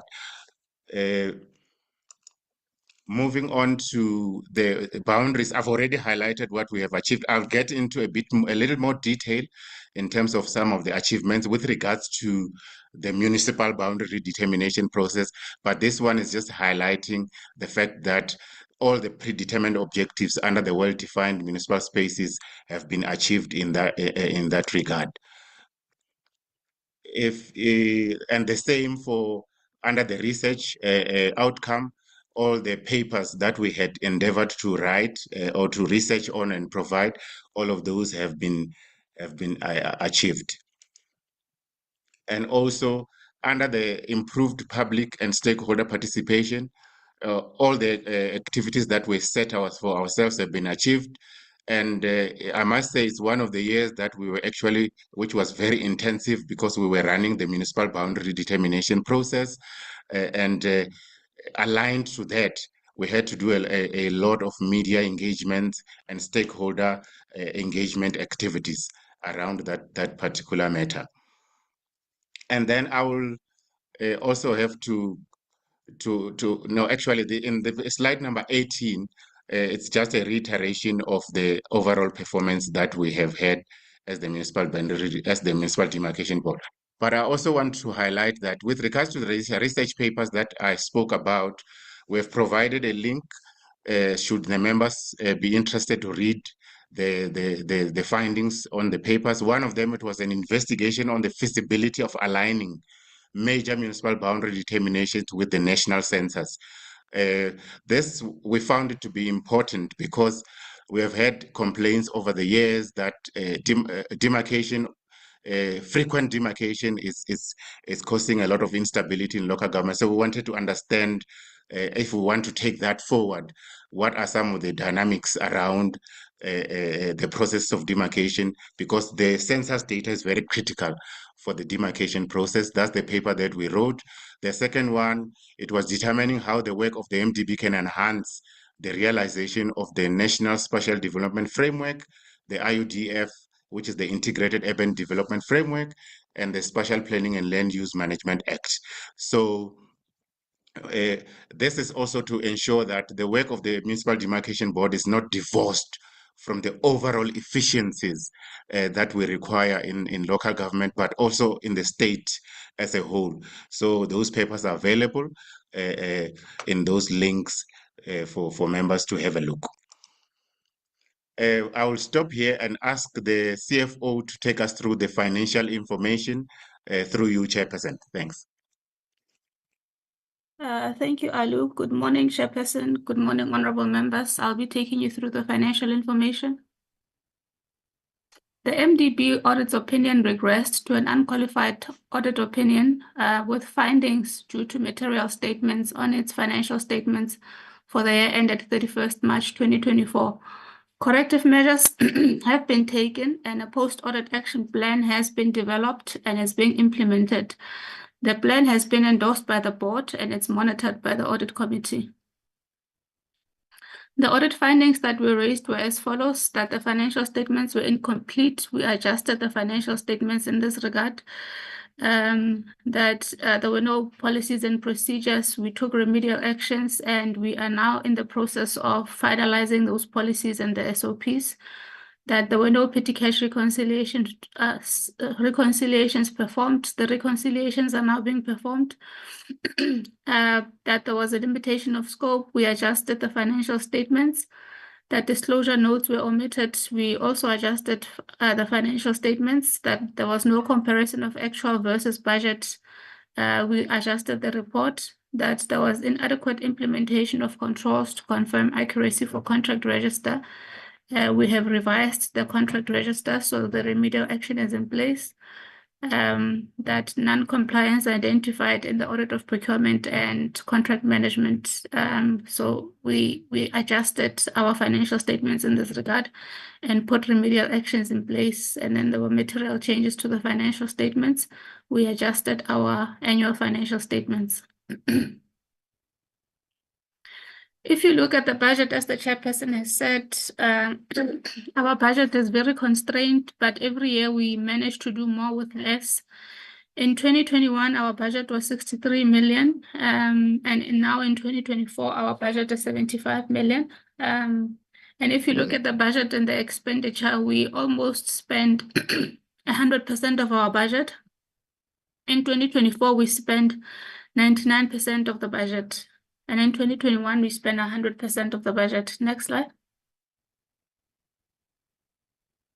We had a deficit in 2023-2024. If you look at our government grant and our other income, which is interest, our total was 75,593, and our total expenditure was 75,828, resulting in a deficit of 235,000. Revenue received via income grant totaled 73 million for the year. 2.4 million was the interest that was received from the investment account, and 8,000 was other income generated. So the total income was 75,593 million for the year under review. The total expenditure was 75 million, and this resulted in a deficit of 235,000. This is the tabular format of our expenditure. I'm not going to go through line by line. Members or we take it that members have read the presentation. We can go to the next slide. Our baseline for the current TEF is as follows. In 2024-25, we have 74,191 that's been allocated to the MDB. In 2026-27, we have 8,500 million that's been allocated to the MDB, and the estimate for 27-28 is 84,000. Our compensation for employees is budgeted to increase by 7%, with the assumption that all employees will receive 1.5% performance assessments increase and the average of 5.5 annual salary adjustment for the MTEF. Thank you. I will hand over to Menono to do the human resources.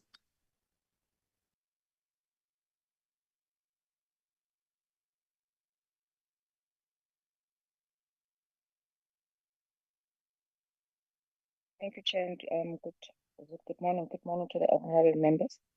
If you could go to the next slide. In terms of personnel costs, we've got the various costs for the programs that MDB has. But in terms of the personnel expenditure for the year, we spent 46 million over expenditure, and the expenditure per the program is outlined as in the presentation, spending 62% of our total budget for the 46 employees that we've had in the year. The next slide, please, begin. In terms of our structure, the 46... Please try to adjust your mic. We can't hear you clearly. My apologies, sir. Am I better now? You better please proceed. Thank you very much, Chair. And my apologies for the sound. Of the 46 employees, we've got a total of 27 females, of which six are youth, and 19 males, of which 4 are youths. In terms of the senior management, we've got 2 at top management and 3 at senior management. We've got a total of 12 skilled and 6 professionals and are females. And in terms of the males, we've got 2 who are African at top management, 3 are 3 in senior management, and we've got a total of 9 professional males in the entity. Next slide, please, Vicky.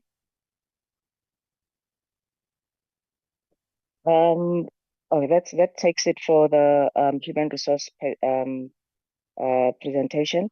The next slides will be taken over by Alu, just to indicate the boundary, the process in terms of the demarcations as well as the delimitations of the wards. Thanks, Chair. Thank you very much. Just these ones, I'll run through them quickly. I'll consider them read indeed.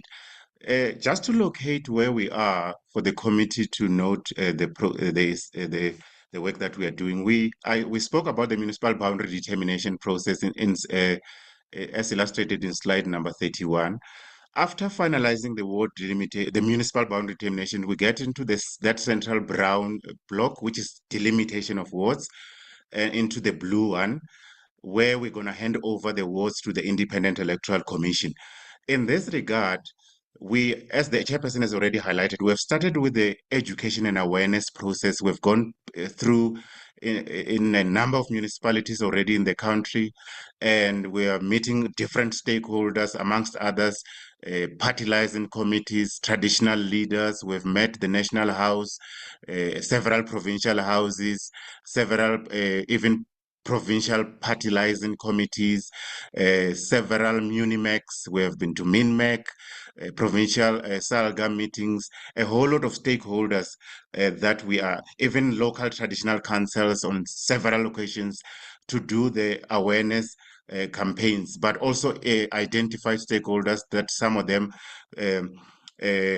targeted at youth and all the like, all of those to make sure that members of the public, at least before we can actually start with the delimitations themselves, people understand the process itself.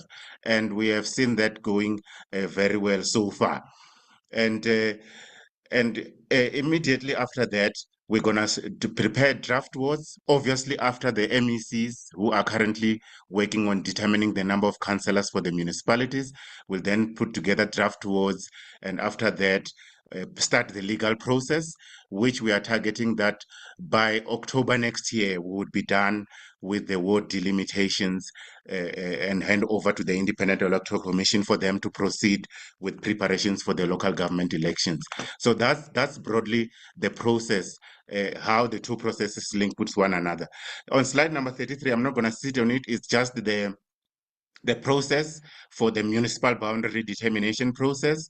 And this particular slide just highlights what the chairperson has already indicated with regards to municipal boundaries, that we have looked at 309 proposals, 61 of those boundaries were finalized and 13 were deferred.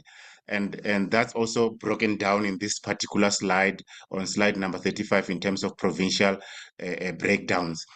Ward delimitations, as I said, it's a process that we have just commenced now.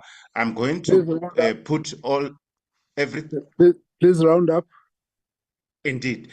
So the process, as I said, we're going to be finalizing by October, and we want to plead that members of the committee, as the chairperson has indicated, also as they go out in their responsibilities in different communities, encourage communities to participate in the ward delimitation process.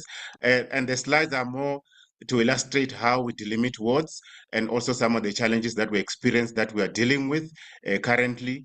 And but most importantly, it's the participation and involvement of members of the public to make sure that at least the outcome thereof it's good enough for the local government elections. I'll hand over to the chairperson to do final conclusions. Thanks.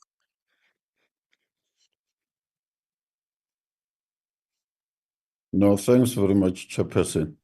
There's not much that I can say except maybe we respond to questions if Chair allows, matters for clarity and so forth.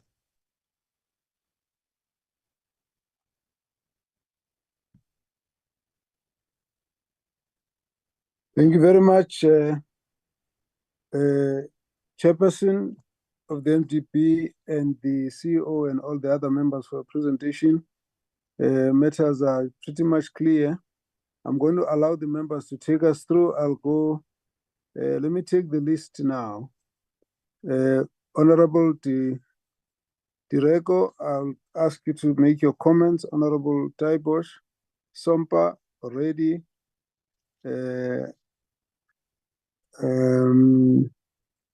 I don't see Mkalipi now. I don't know what's happened. Has she fallen off? Mkalipi and okay, there's Labuskachne. All right, let's start with Tikeleti, then Labuskachne, and then Taiposh and Sompa. Then and ready. Thank you, Chair. Let me acknowledge the presentation. Chair, I don't have much on the presentation, but what I would also want to raise as a concern is that for the past 5 years, the Municipal Demarcation Board have been raising a concern regarding the issue of funding, whereby they indicated that they are given extremely limited resources, which makes them not to be able to fully implement their scope of work. And secondly, Chair, they've also pleaded to us that we must also assist in terms of encouraging the community members to participate in the process of demarcation. So I would also request that we once made a proposal that the process of demarcation should also be integrated in all the municipalities, whereby when there's a process that is going to take place, or if there's any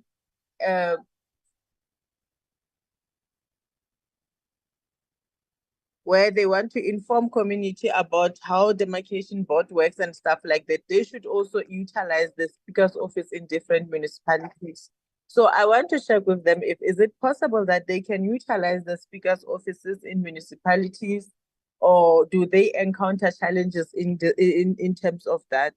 And Chair, the other issue that they have also indicated is the issue of finalizing the legislative review process, the one of Independent Municipal Demarcation Authority bill, which was done at during the 6th administration but was not concluded. So I want to check what are the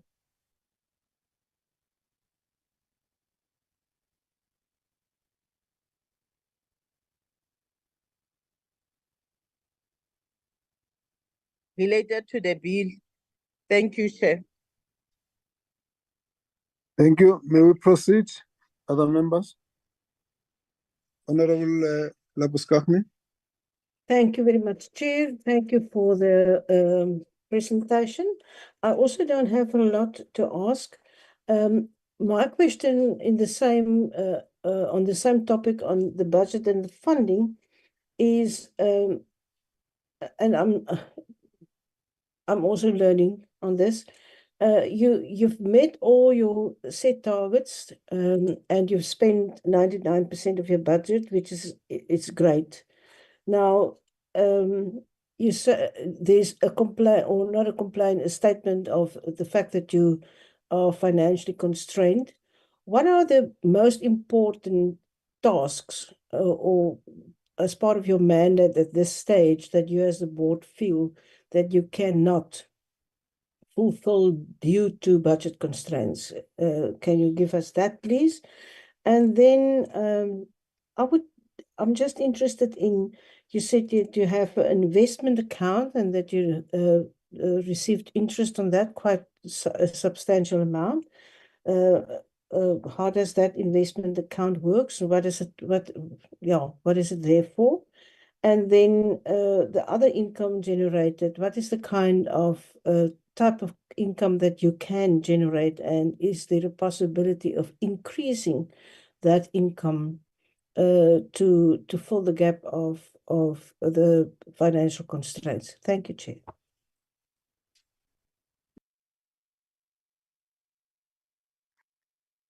Thank you, Honorable Taibosh. Thank you, Chair. Greetings to the officials of the MDP. All protocol observed. Chair, okay. I just want to clear something, and I will ask the question. Is the MDB responsible for the public participation process within government, or is it just their public participation process in terms of the demarcation that they were busy with? I need to just clarify that one. If they are responsible for public participation as a function within government, and it's up to their, well, it's their responsibility to ensure that public participation is done properly, then I would say they got a lot of work to do, especially if I go back to the TKLA Act 3 of 2019, where that whole act had to be thrown back by the Constitutional Court to government. But then if it is just that they are responsible for their own public participation in terms of the demarcation board, then they are forgiven. Then it's very important. Sorry, when I go back to the finance slides, especially I think it's slide 21 and slide 22, if we can get that up if possible.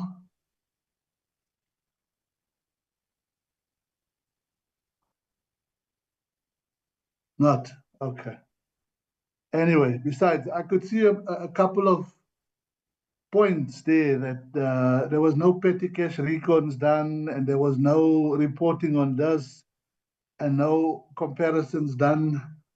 It is important, very important, when the slides on the finance. No, not audit findings. Sorry, on finance.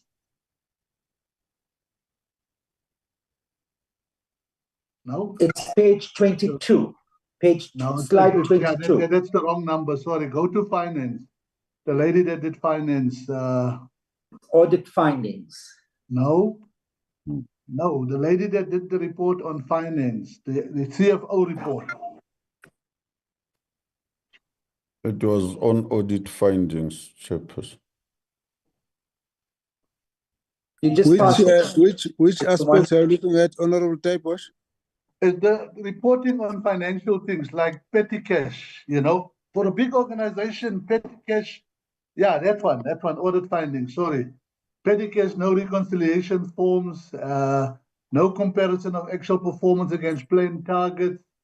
Those reported to be adjusted, inadequate implementation of controls in terms of to confirm accuracy and completeness, remedial action in place. So on everything, they had to fix something there on the audit findings. So it's important that, these when you report on finances, that you make sure that everything is done properly, because you're just opening yourself up for problems later. Then what also worries me is the fact that you have reported that your 2024 budget, you're already sitting on 99%.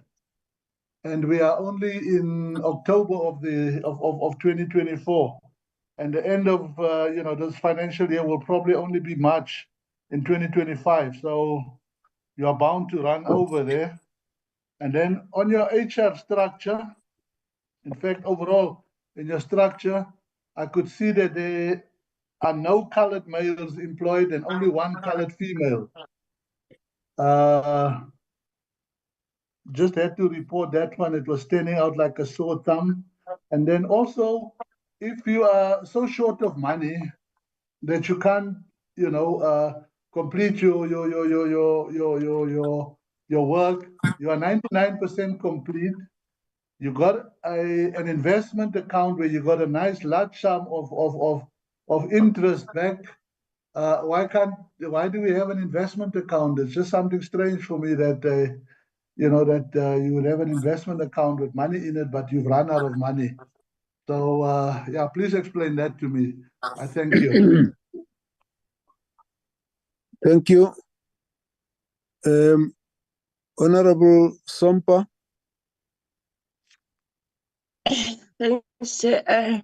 Now I don't have much to say about the presentation, but my only worry, because I remember when they came to present to us, they talk about they could not, due to budget constraints, they can't be able to do their work thoroughly. But my concern, Chair, it's about, remember when they were presenting, we talked about their previous demarcation on 2021 local government elections. You will see that Sompa she's staying in Ward 8, for example. They are only, the boundary is only the street. The houses are in front of each other.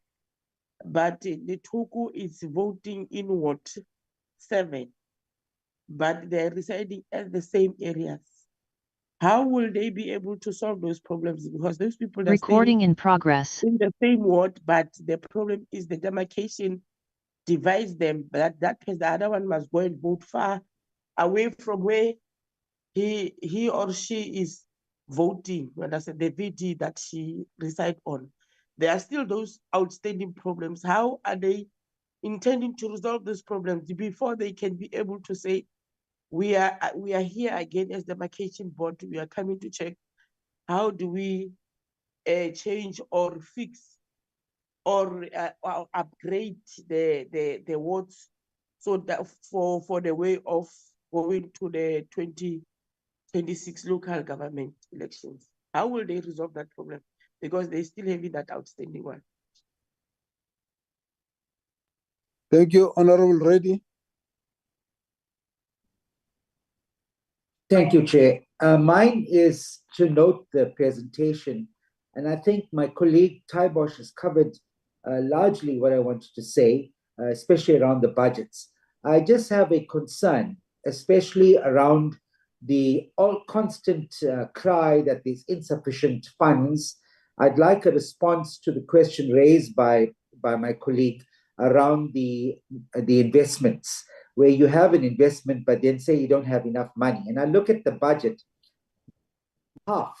actually 80% of the budget is used on compensation of employees, goods and services admin, including board fees. And I find this to be a regular feature, not just with the demarcation board, but with other entities as well, that we do not see a detailed breakdown of like board member fees. I think it's important that this should be provided to the committee.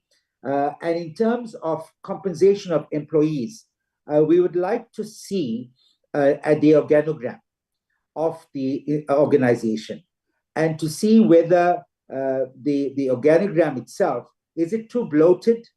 Because my idea, and forgive me for saying this, but I think the demarcation board, I don't believe that the work is every day kind of work, because you have, the country is already demarcated. We've got wards everywhere. So your work will be centered around those wards and those areas where there are disputes and where you are engaging with communities.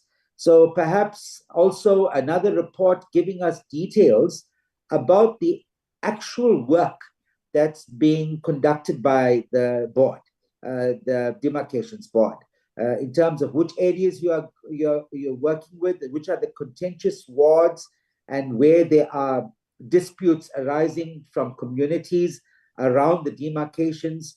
If we could have that, and I think, Chair, we could also play a role as a committee to assist the board in these hotspot areas, and to also accompany the board when they go out to meet with communities where there is tension around the demarcations. I thank you, Chair.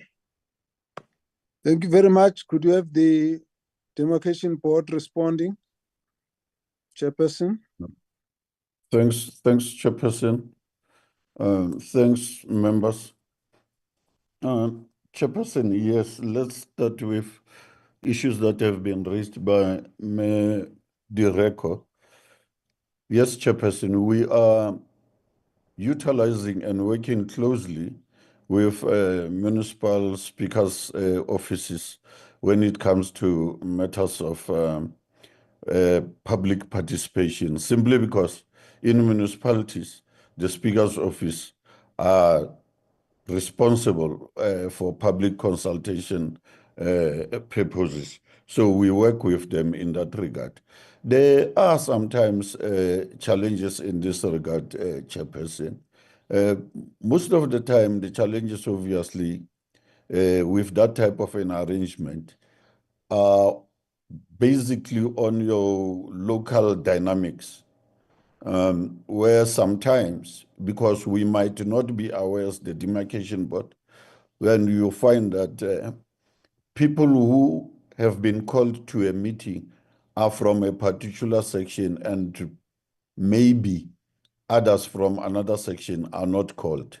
But I'm not saying it's a prevalent issue, but those are some of the dynamics and challenges that one basically is faced with.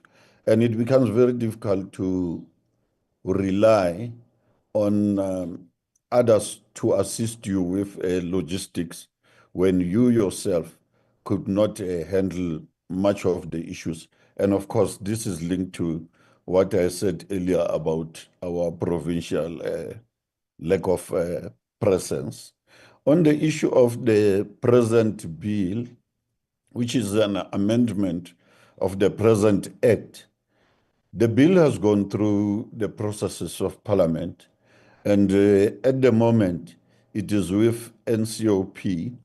In the last administration, NCOP had public consultations in some of the provinces, and I think they were left with 2 or so provinces.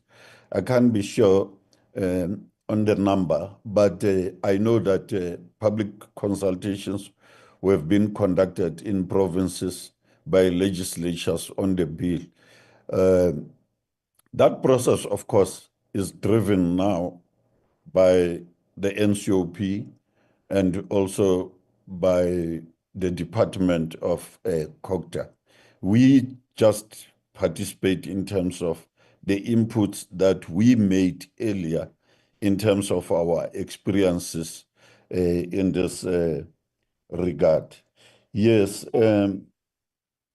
there are constraints on what Mayor Labuskakni raised.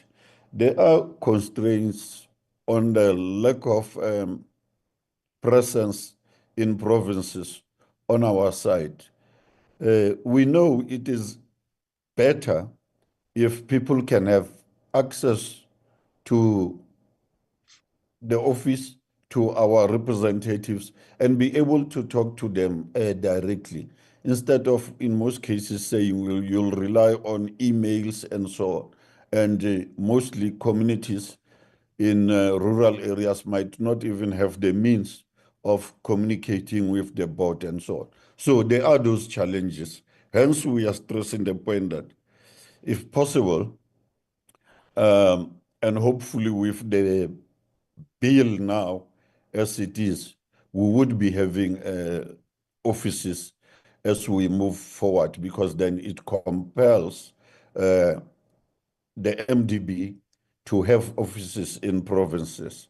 At the moment, we don't, and there are those challenges, Honorable Mayor Labuskakni. And on what Honorable Mtate Taibos raised, I must indicate the Act doesn't even compel us to call public meetings in most of our cases. But of course, the nature of our work compels us to have public participation in terms of public meetings and so on. But it is our own process, of course. So we do it in the manner that we do by issuing out notices, media notices. Members will see as the processes are unfolding. We are having on local newspapers and so on, programs where we would be indicating the areas where we'll be having meetings in which municipality and so on. We do that as our own initiative, but simply because it's part of deepening democracy and also making sure that at least South Africans do make contributions on matters that really are affecting them. And of course, Sompa is right on the challenges about in some communities where you find that just across the street, the community has to go and vote in one voting district, whereas on the other street, they are voting on another voting district, which might be closer than where the other community across the street might have to walk distances and so on. I must indicate, and maybe when members are getting involved with our public participation, they will also appreciate and realize what are the factors there. In order for a ward to exist, it has to have a specified number of registered voters. And if that ward is having less than what is specified in terms of the formula that the minister normally determines, and also in terms of the registered voters, that ward would not be a legit ward. So in most cases, in order to build a ward, well, we didn't go through the exercise in this presentation simply because it's not obviously a presentation for workshopping members, but maybe sometime we would have to, or else members, when they are with us in public consultations, they will realize how this works. So I'm just trying to say the challenges are brought by the norm in terms of the number that makes the ward to be a legitimate ward. And in some of those cases, we have to make sure that we have a sort of a fairly equitable distribution of potential voters, because you do not want to have one voting station, using simple terms now, one voting station having, let's say, 100,000 voters queuing on a day, and another voting station having only about 500 voters, and having to have the IEC to open the voting station for maybe 24 hours, whereas the other one is open, but it is not having voters. So in that regard, you get a fair distribution of potential voters. Hence, some would be voting in another area, which might not necessarily be too nearer than those that are nearer to them, but having a voting station a little bit closer to them. So those are the dynamics that we are working with when we have draft wards, working with municipalities and communities also making inputs in that regard. I would also, of course, hand over to our officials to address particularly issues pertaining to the budget. I've heard members stressing the point on investment account. Although, of course, I think it will be explained. It is not like having just an account sitting there for nothing. It is the money that already is committed, but if it is on hand, it has to be invested so that at least we get a benefit in that regard. But I think those issues pertaining to the budget will basically be also explained by our officials. And I see also the CEO is back from presentation. So I'm handing over to officials in this regard. Demarcation. Thank you, Chairperson, and thank you, committee members, honorable committee members. I will touch on the other things, but I needed just to touch on 3 areas. One, You don't have more than 10 minutes all in all with all your members, so please go ahead and welcome. Yes, thank you, Honorable Chair. Just on one part, it's just to alert the committee that the MDB's 48 or so staff members are the only source of resources that we have, but they are limited. They do not cover the entire country. When we do go to municipalities, we use district offices, speakers' offices, and so forth. But the previous portfolio committee did make an SOS call to us to broaden the MDB. And the MDB work, it's just that we are doing more with less. We are understaffed, we are under budgeted. The CFO will explain on the issue of the investment that has been referred to. That's a minuscule amount. Last year it was 1 million, now it's 2 million. That's not what we need. What we need to expand the MDB to be able to effectively perform on its mandate out there is a bigger staff complement, and the organizational development plan is being attended to and provided. Last week, Friday, we presented to the sister committee of this committee, the select committee, about the remaining province to finalize the IMDA in the NCOP. The remaining province is only the Eastern Cape. The other provinces or legislatures were visited. Of concern is just that the one party had recommended that it must be restarted, but members decided not to take a vote on it, to say perhaps finalize the Eastern Cape and then come back. But it's got a direct impact on us if that part is not finalized. And if it is finalized, it will come with a bigger budget. So I just wanted to do that. So back to Alu, and then the CFO, and then the CS. Thanks in the few minutes that are remaining. Thank you, Chair. Most of them have been dealt with by the chairperson. I just wanted to amplify on I think, Honorable Taibosh. We do not do public consultation for the rest of government. We only do just aligned to our work as the Municipal Demarcation Board. I think I'll hand over to the CFO. Thank you, Alu. The money that we put in the investment account is the allocation from COCTA. So as and when we receive our tranche, instead of keeping the money in a current account and exposed to risk, we transfer it to an investment account, and then we will transfer it back to the current account as and when we need it. So but at the end of the month, we determine our needs for that month. We transfer back from the investment account to the current account, and we pay what we need to pay. So it's not an investment that's sitting with money that we're not using. It's money that we've budgeted for. It's money that we use. We just wanted to keep it safe by taking it to an investment account instead of it lying in the current account. With regards to the other income and whether or not we cannot increase the other income, not really. In terms of the Act, we are very limited in terms of collecting other income. The majority of the other income that we do collect is basically reimbursements from legal fees should we win the case in court. And that's about it. We have not been able to collect any other income.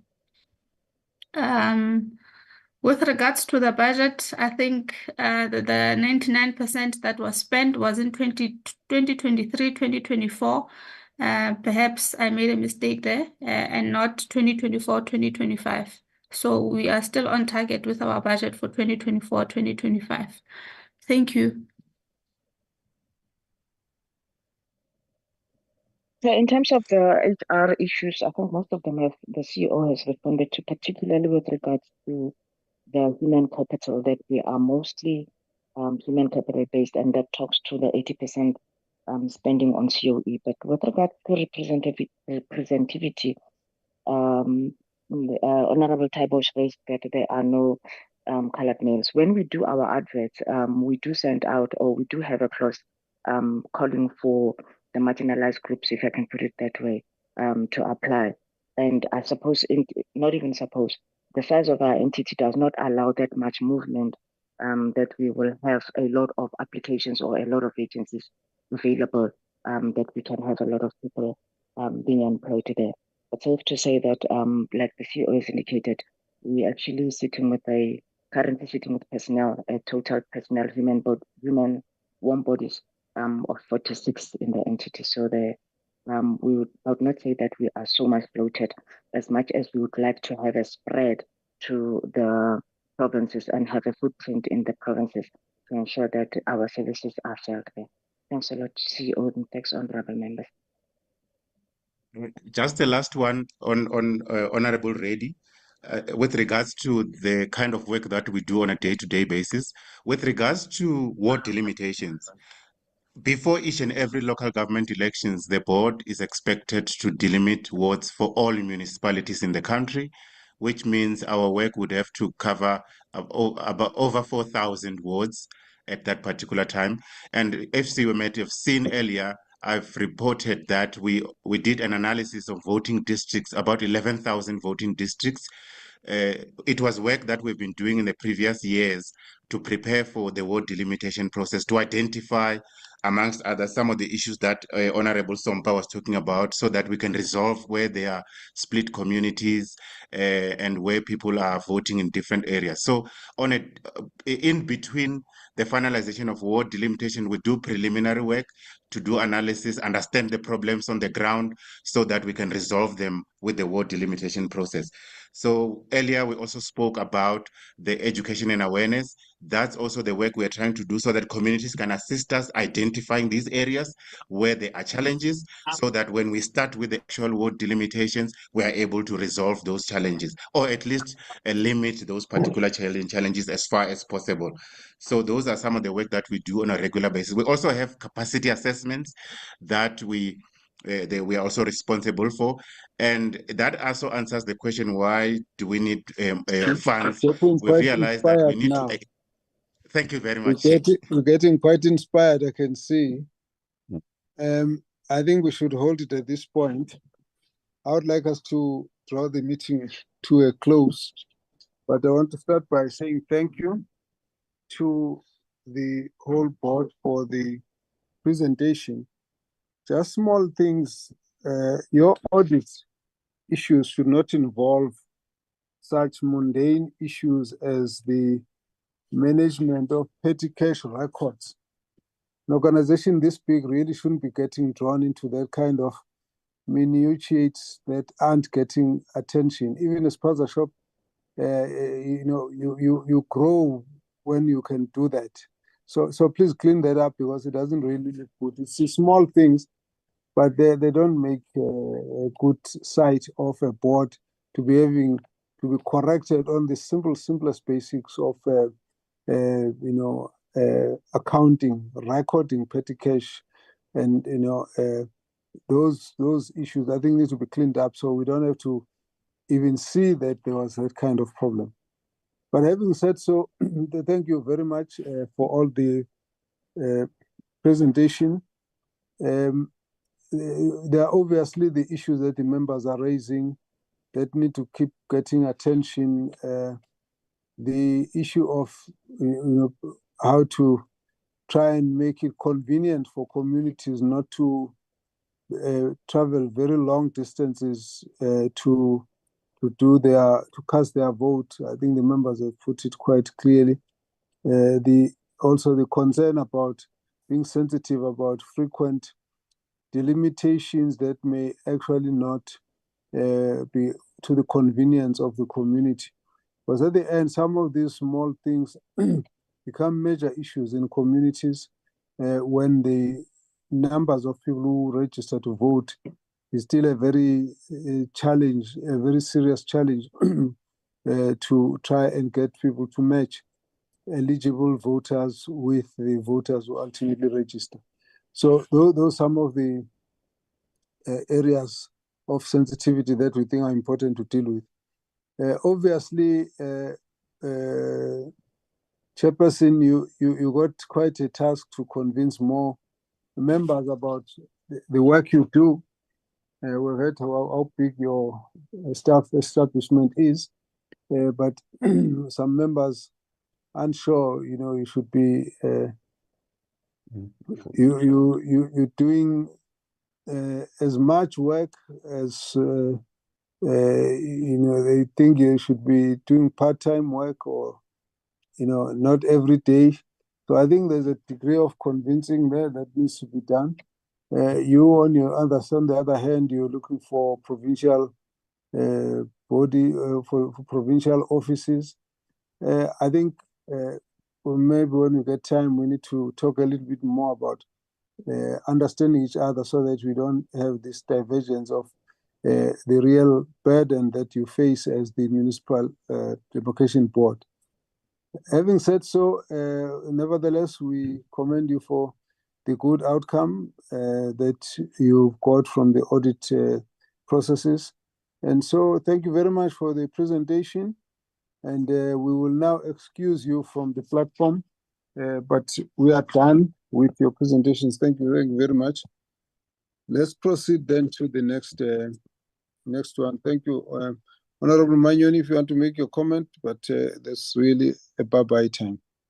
No, thanks very much, Chairperson.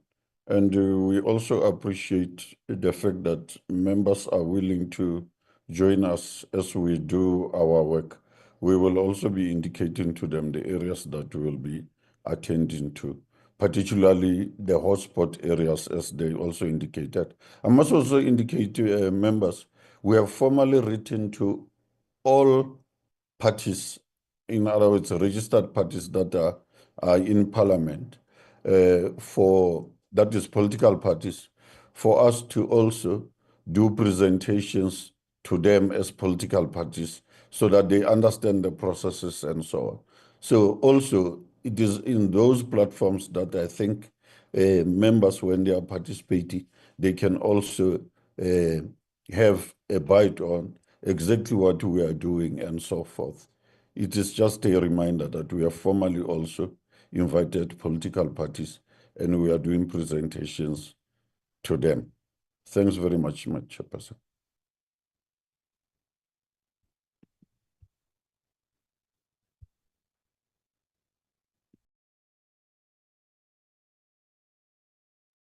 Thank you very much, Manyoni.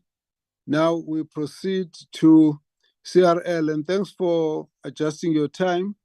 Mr. Mafadza, you're going to introduce the delegation and lead the presentation. Thank you.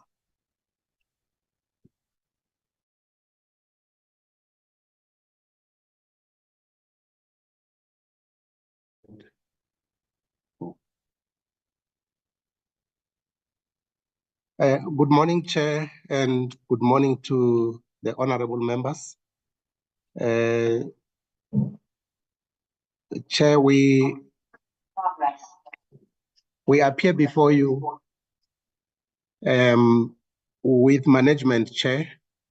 We still have that challenge of commissioners not yet appointed, but we are informed, Chair, that the process now is at a much more advanced stage. So we expect that perhaps in the next 3 weeks to 4, the process will have been completed.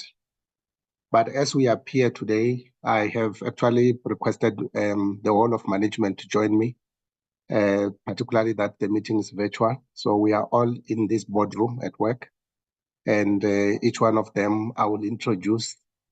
I am accompanied here by the Chief Executive Officer, the Chief Financial Officer, Mr. Cornelius Smarts, and also Mr. Obed Simono, who is the manager. If they don't mind, they could make themselves visible while you introduce them. Yes, please, colleagues, you can connect, and show your videos.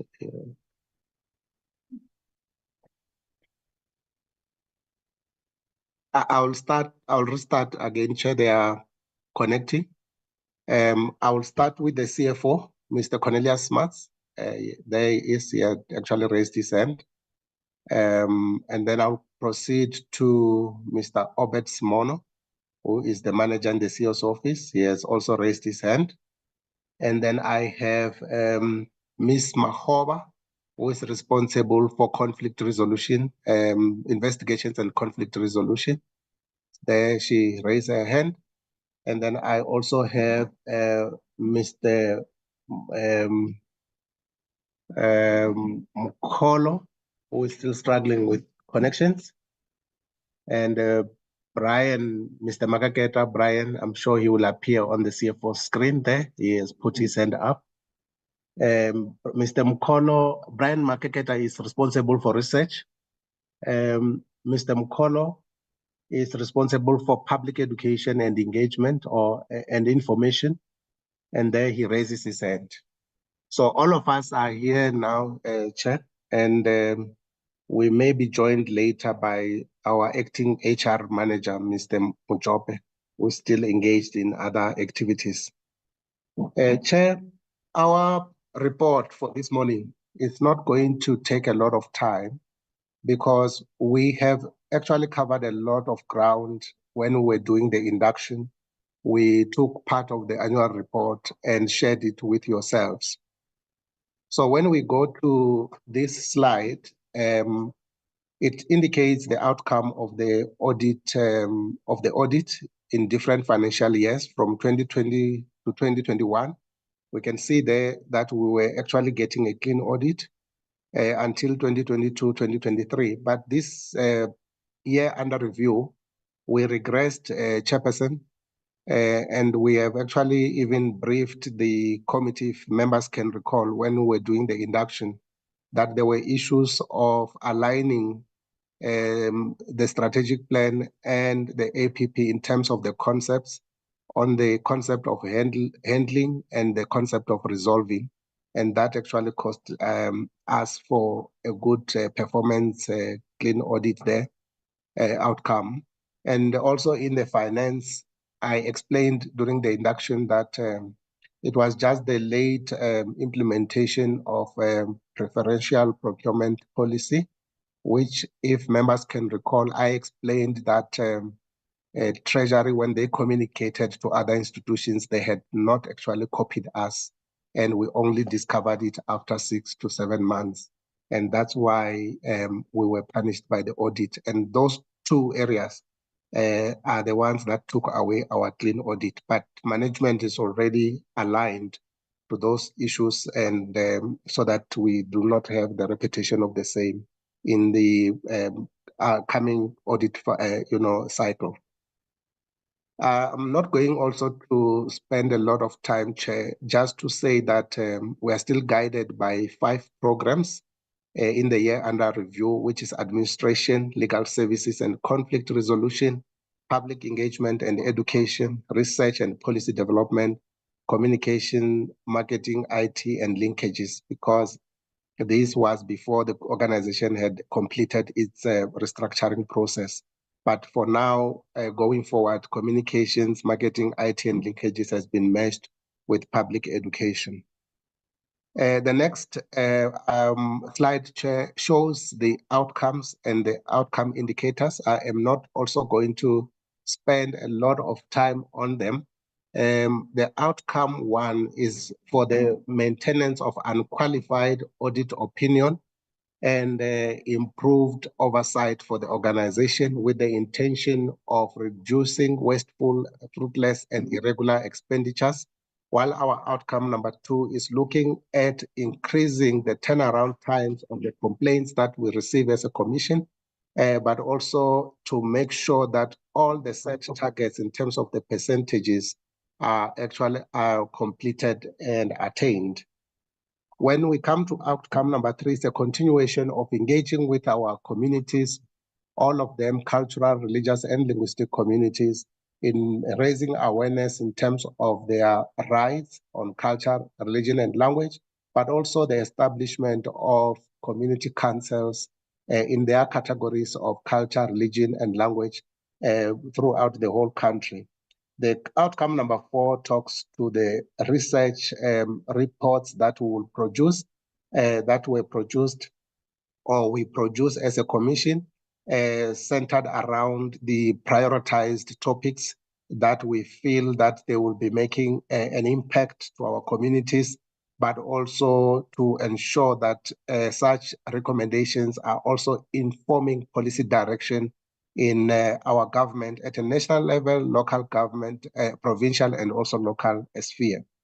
And the last one, of course, is to make sure that the Commission is visible and Commission is on top of issues when it comes to issues of marketing and communication, so that all the work that we do as a Commission is known out there.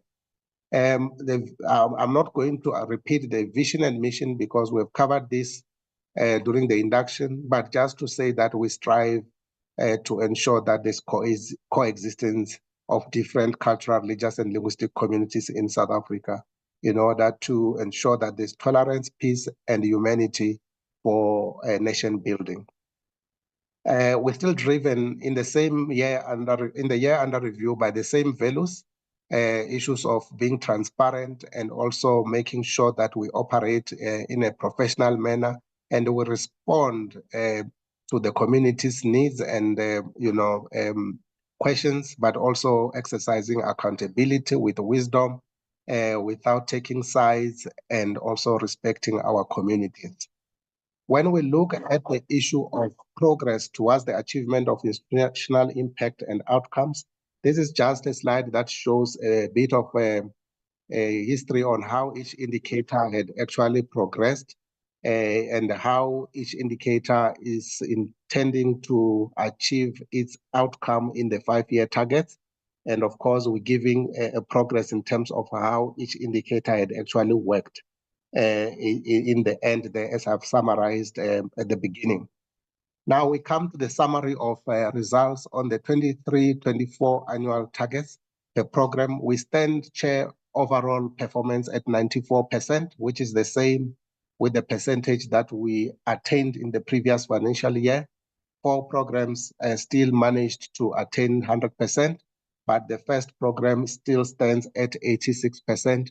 And the reason being that all the audit findings or external audit findings, those that are from the Auditor General, were all resolved. But because we also have internal auditors that are, auditing us on quarterly basis in preparation of the AG, they always find some other, issues. And we also made an undertaking as management that as those issues are brought to our attention on quarterly basis, we'll be attending to them. So that is what makes us to stand at 86, because we count them together with the those who are external ones, and we put them into a percentage to say we need to treat them equally, whether internal or external. And that's what makes us to stand at 86, because there are still unresolved internal audit findings that we are dealing with as an organization. So the summary of overall achievement there is what I summarized in the previous slide, 100% and 86% for others. And same to the organizational achievement, which I talked about, 94%. And just to show, visually for how each program stands. I've talked to this slide saying that we have actually attained 94%. And then coming to program 1, which is administration, in the year under review, I will only concentrate on those areas where we did not achieve 100%. On this slide, we can see that we have achieved all the targets that we had set for ourselves. I'm sorry, Mr. Mafaza, I'm sorry. I don't want to disrupt you. I just need to be aligned to the time. So you've done your first 5 minutes. The rest would be dealt with in 15 minutes, and I don't want to interrupt you in the process. Thank you. Sorry about that. Thank you, Chair. So this other slide also, Chair, is just what we see is an overachieved, and it has to do with the training of staff members in terms of bridging the skills gap. And that is done on quarterly basis, but there was much more of a backlog that we had to deal with. That's why the percentage has to increase there. And on this slide, I will only concentrate on the not achieved one, where I had actually already explained this one because I was talking about the outstanding internal audit findings that needed to be resolved.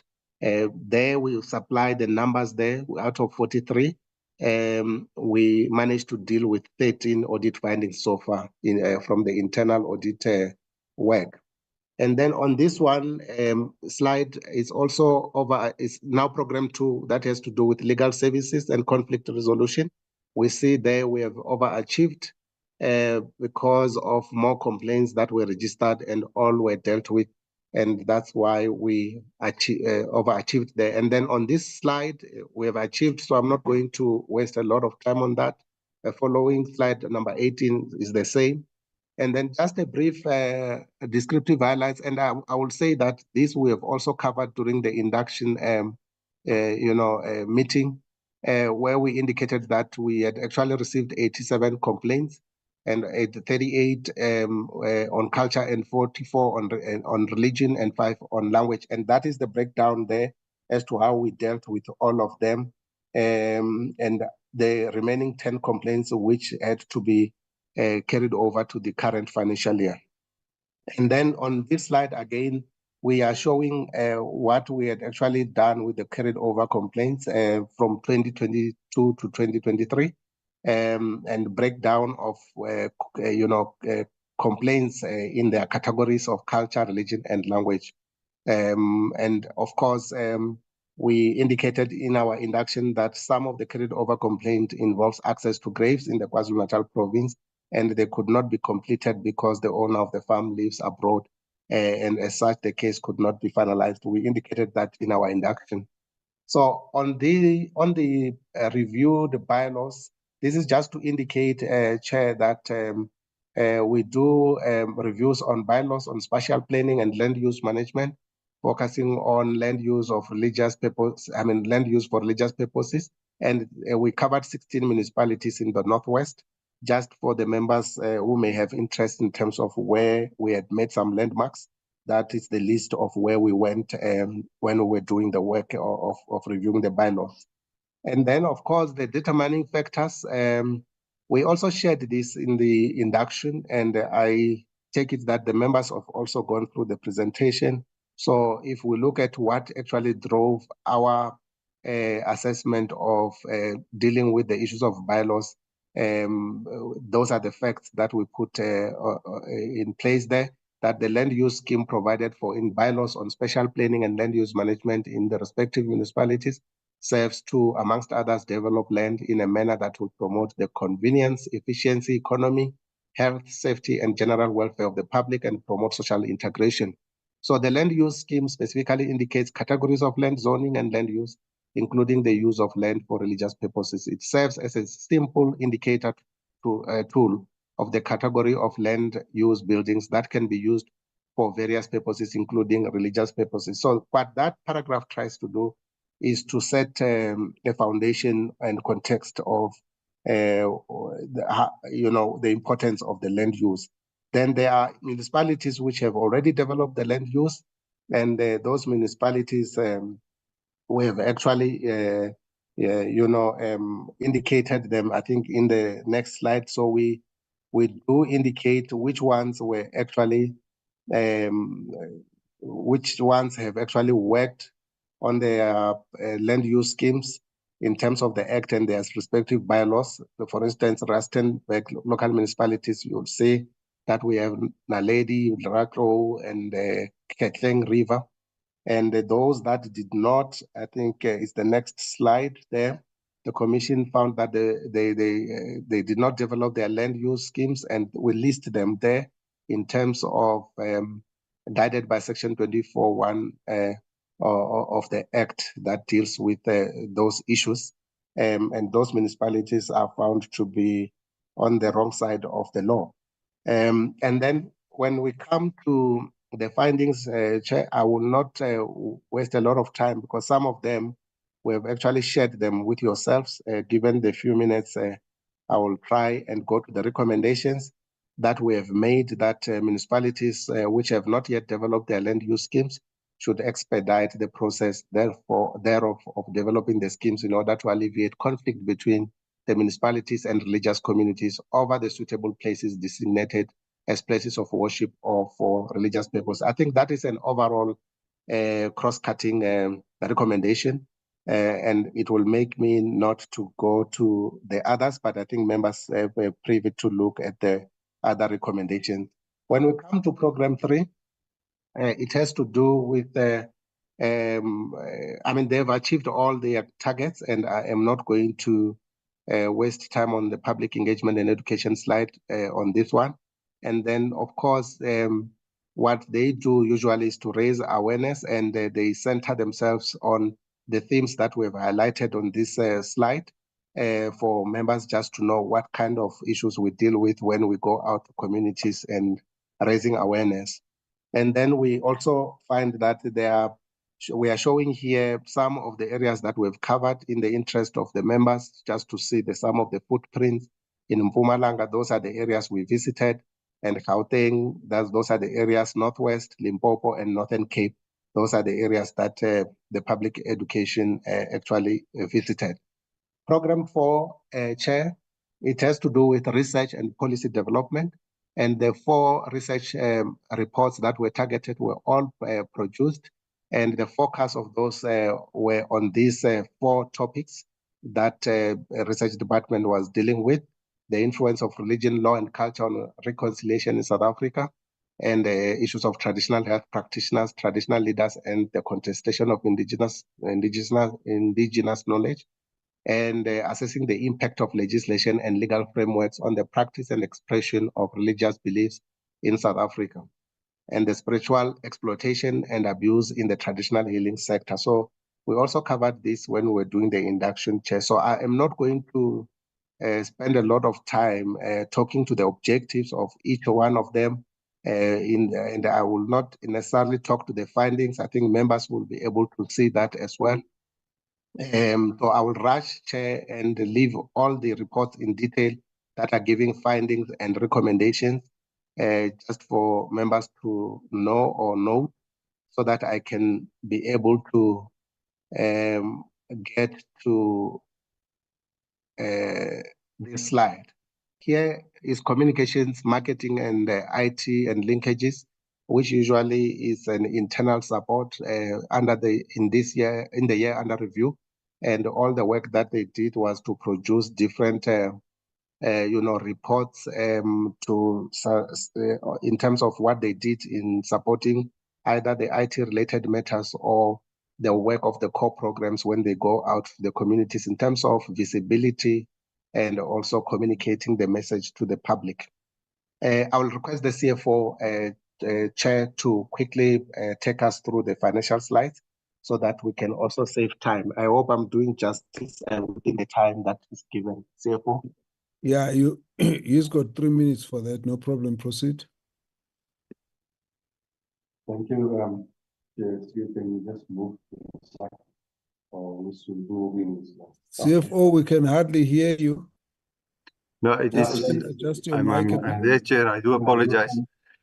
Sure. Chair, the CRL's expenditure in respect of revenue, we managed to generate a little bit more income than what was expected. It is mainly relating to the interest that we receive in the bank. Then there is also the compensation of employees. There we have vacancies that was filled through acting appointments and other that we did not fill before the restructuring process was not finalized. So our compensation of employees generated a close to 4 million saving. On administrative expenditure, there was an over expenditure of about 2.8 million. That relates mainly to the initiation Indaba, a national Indaba that we held at the beginning of that financial year. So we have utilized some of the savings that we generated to fund that project. Operational expenditure, we had a small saving of 800,000 Rand there. So overall, we have underspent our budget with 3 million. This represents a expenditure of 93% of our total budget that we have spent in the year under review. See you on the next slide. This is just another format summary of the same information. Chair, so in the interest of time, I think this will be my discussion on the financials.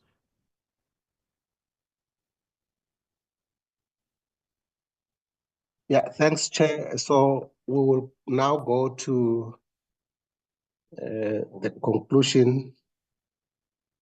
Yes, Chair, I was saying, thanks, Chair. We are now going to the conclusion now that the CFO has concluded his financials. Our conclusion, Chair, is just the same challenge that other entities have actually raised, the issue of underfunding and, issue of not having regional offices. But because the organization managed to have some savings here and there because of the vacancies that we couldn't, fill for a number of years while we were doing restructuring, we are engaging with Treasury Chair to ensure that perhaps we can be able to utilize those funding for, purchasing the provincial, spaces, either being a house and so on and so forth. So Treasury is still working on that. We're still waiting for them to report back to us. Of course, we did not have any fruitless and wasteful expenditure, just at a point that the CFO might have wanted to raise. And then we also find that we have completed now the restructuring and we are in the process of filling the positions that we needed to fill. Of course, under the circumstances, looking at our financial muscles as well, so that, we beef up the efforts of, doing the work and covering much more ground. I've already talked to this slide of finances, Chair, and that actually present our conclusion of our presentation, Chair. Thank you so much. Thank you very much, Mr. Mafaza and the team for the presentation. I think our main area of interest would have been what gave you the reversal. I think you have dealt with that, and I hope it doesn't recur, because otherwise the whole team under COCTA had done very well. The other issue is all the reports that you have just investigated. I would like to check where you publish them, because I think they should be regularly available. But for the committee, we need to have a sense of where to get these, and so that we keep updated on the decisions you make. Very important decisions, because obviously they've got a kind of precedent effect. If you have made a ruling on a problem in one area, it might be useful to guide others to do the same.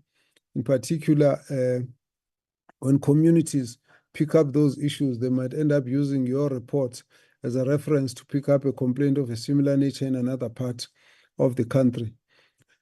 So it would be good for us to be regularly updated on those. May I, at this point, ask the members to make comments? I'll just go through the members as they are. Can you ask Honorable Labus Kakhni if you got any comment, followed by Direko, followed by Taibosh and Reddy? Thank you very much, Chair. Thank you very much for the presentation. Thank you, Chair. You raised one of the questions I wanted to ask about the reports. Thank you for that. Then I just want to go into one. I don't have a lot of questions. I just want to go. Honorable Labus Kakhni, sorry. Your mic is a bit muffled. Try and adjust it a bit so we can hear you better. Okay, is this better? It's better. Okay. Chair, thank you. You raised the point on the reports. Thank you for that. That info would be very good to have. And then I don't have a lot of questions. I just want to know, yes, thank you that you said you've done, the process of the restructuring has been done now. And you're busy filling vacancies. I just want to know how many of the vacancies still has to be filled, and what is the time frame that you have in mind for filling those vacancies. And then, given that you've been through a restructuring and that there were a lot of people, warm bodies, if I can say it like that, not there, but you still met your set targets. Will your targets now for this year or this coming year be more or different? Is there a link between what we can see in your annual report and how you're going, what you what you are seeing as key performance areas and the number of posts that you would be able to fill. Thank you, Chair. Thank you very much. Honorable Taibosh.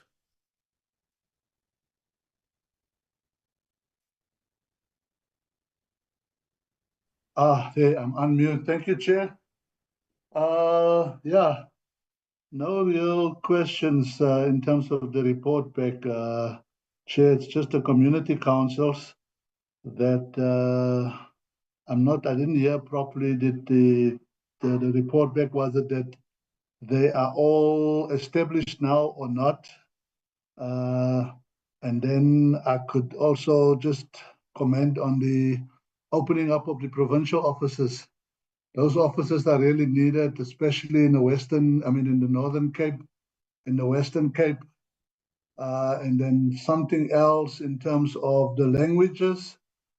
I know that the CRL was busy training some of the Khoi and San people as trainers to go out and train and train the public in terms of the Khoi and San language. I think it was the Nama language.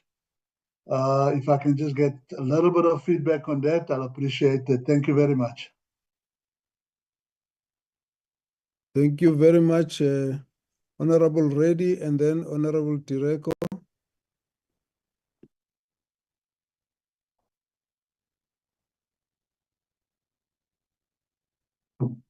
Honorable Reddy is gone. Hey, Honorable Tireko. Thank you, Chair. I have about 3 questions. Let me first acknowledge the presentation that has been made. And Chair, my first question is that on the cases that the CRL has resolved, especially the religious cases, what are the lessons learned from those cases and how are they planning to assist us in terms of ensuring that the history does not repeat itself? Secondly, Chair, we all agree that our culture should be respected, and in the process of implementing it, we should not lose lives. In Eastern Cape, we have experienced death of our initiation schools, which is a cause for control. Which is a cause for concern? What is it that can be done by CRL and other relevant stakeholders in order to avoid such incidents? Lastly, Chair, when they were reviewing the bylaws of municipalities, especially on the spatial planning and land use management, what were the other relevant aspects of bylaws that were missing in majority of municipalities that were also affecting service delivery? Thank you, Chair.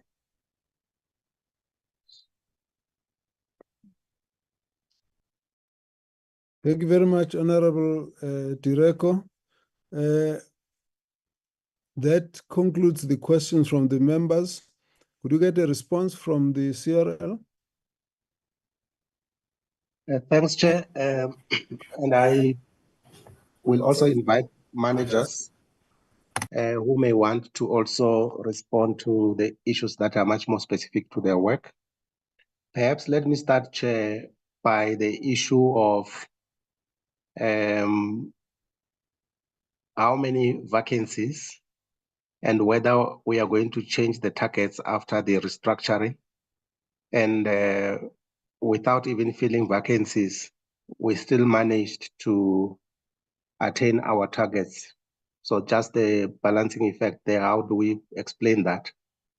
Chair, I must say that the HR will talk to the number of vacancies, but in the year under review, to augment the gaps that we experienced, we had to also employ people on contract so that they can work, it does not suffer, so that we can bolster the efforts of staff in terms of doing the work. And that actually assisted us in one way or the other to still, manage to attain our targets. Otherwise, we were going to have a crisis in terms of the human resources capacity.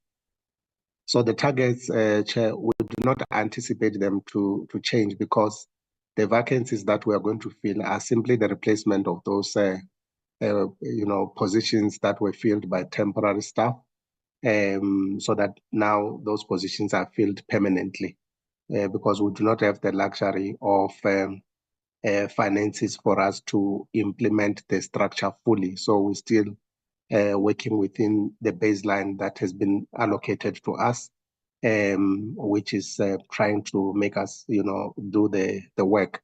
Unless when the new commissioners come in and we go for a strategic planning and they do some assessment and they've got to they reprioritize certain areas, perhaps that's when we will communicate with Parliament if those targets will change. But as from the management perspective and our preparations currently, we do not think that there will be any change so far. Then the other question that comes from Honorable Taibos about the community councils, we haven't completed the process of recognizing them because the process is quite long. We are at a higher level where we're just recognizing them as communities at a higher level, at national level. But we are envisaging a situation where we will also establish, the provincial cultural, religious, and linguistic councils in their different areas or categories. And then we still feel that we will still go to the local government or to municipalities and establish the same. So it is a long process that we are dealing with. And gradually, we hope that we'll end up achieving what we envisage to be a complete structure of community councils to assist the commission even at a local level. The issue of the training of some of the Khoisan people and in terms of their language, Nama, and how far, what are we doing about it in terms of that project? I would say, Honorable, through the chair, that that was a project that had a time frame, which we had actually completed. But what we recommended after the project was that there should be a collaboration between the interested parties, Department of Arts and Culture and the PENSAL, for us to be able to influence a direction where young people from the Khoisan community can also have an interest to go and specialize in education and language, perhaps learning from other neighboring, countries, so that they can come back and, disseminate or teach the community around those languages in a much more formal way, so that this language can also be established. So that is the response that we can give. It's a continuous engagement that we need to have with different stakeholders to ensure that this language is also seeing the light of the day in terms of the recognition and people speaking this language properly. The question around the religious cases and the lessons learned and how to ensure that we do not have the same situations happening in the country.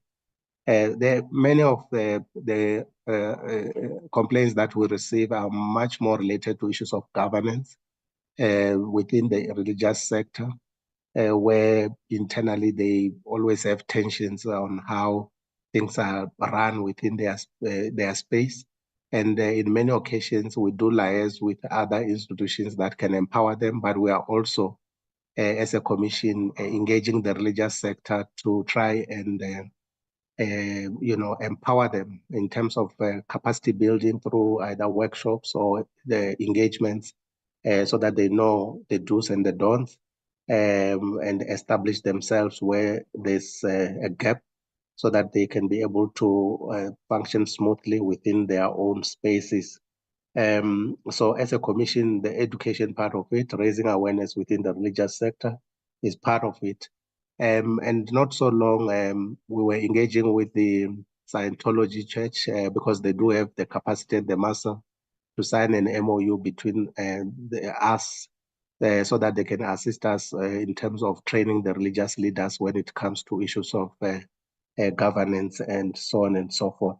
But some of the issues Ms. Makhoba can add because she's directly involved with that kind of work. Then the issue that I also want to handle is the issue of initiation and deaths in the Eastern Cape. A lot of work we have done as a commission. We always engage the provincial structures and make assessment in terms of their planning, in terms of how they are dealing with the issues that were raised that actually, lead to deaths of initiates in the Eastern Cape. Part of our intervention was this national initiation in Indaba that we had to call all the different stakeholders nationally here in Johannesburg for us to be able to discuss how we can cap a death within the initiation space. And part of the outcome of the resolutions that we managed to craft and disseminated to the relevant structures in line with the Initiation Customary Act were more into saying that perhaps the Initiation Act, Customary Act, will not wait for long to be reviewed because there are gaps there, unless if there are guidelines that can be developed to support that very same act. To ensure that there's accountability for the stakeholders that are actually involved within the initiation space through the Act. Because so far, there's a lot of cry when it comes to issues of resources, like financial resources to support the Act. So we are raising that issue ourselves to say, perhaps this Act needs to be sufficiently funded so that, we can cap some of the gaps to make sure that we deal with those issues of death within the initiation space. I would request Brian will come in on the publications question as to where to besides this, and Mahoba will then add, and I'm sure I will have covered a number of other questions. And any other member of management will add where there's a need. Brian? Thank you very much, CEO. Good afternoon, Chair, and good afternoon to the honorable members and all the colleagues. Chair, with regard to the issue of the publication of our research reports, we normally, after we have finalized the report, we normally have what we call a media public launch of the report. What happens is normally to that launch, we would invite the affected or relevant stakeholders, be they organs of state or community members or religious organizations, particularly those that are directly affected or indirectly affected by the report we are going to launch, to this launch. And in this launch, normally the findings are shared with everybody present and the recommendations. And that is normally done at the end of the finalization of each report. But not only do we end there, every year we send our published reports to the FSID office, which actually contacts us to request for copies of these reports. So we also share it with that office. And also at meetings like today, recommendations of the reports that we worked with are also shared with the portfolio committee to let the members of the portfolio committee know where we are and what we found in our reports. Some of the published reports, when our public engagement and community service department goes out to do public engagement and public awareness, they take some of these copies with them so that at their event, they also share them with the members of the public. Then again, we keep some of the copies in the office, and the recommendations also normally, because in most of the cases they affect the different organs of state, we also share with the different organs of state the recommendations that have come out of our reports. So basically, in a nutshell, that's what happens and what we do with our reports. Thank you very much. Thank you. You say you shared them with this committee. I will then request Ms. Makoba to talk to the lessons learned from the work that they do from legal services with the Act. Mr. Mafadza. I mean, with the bylaws. Mr. Mafadza, did I hear that the report was shared with the committee? The lessons learned regarding the cases we resolved on religion was that we need to respect one another, and we need to respect the religious practices that we all partake in, and we don't need to undermine certain religions because they seem unfamiliar to us, or maybe they're illogical. As long as they are not illegal and they are not harmful to any a human being, they are accepted. And I will quote the Prince case, which is a landmark case in South Africa on religion, whereby the court said that the test of tolerance should come in accepting what is unfamiliar and what could be threatening or what could be illogical or bizarre, as long as those people who believe in those practices believe in them and enjoy them, and those practices are not harmful to anybody and they are not illegal, those people are allowed or are recognized in terms of Section 15 to practice those religions, and we need to respect them. So despite our differences and the manner in which we practice our religion, we should all respect one another and be one nation despite our differences. Thank you. And the one for the review of bylaws as to what areas have we covered. The main complaint that prompted us to review the bylaws regarding the land use for religious purposes came from KwaZulu-Natal, where a church structure was demolished by municipality due to the fact that it was erected at the wrong area where it is not meant for religious purposes.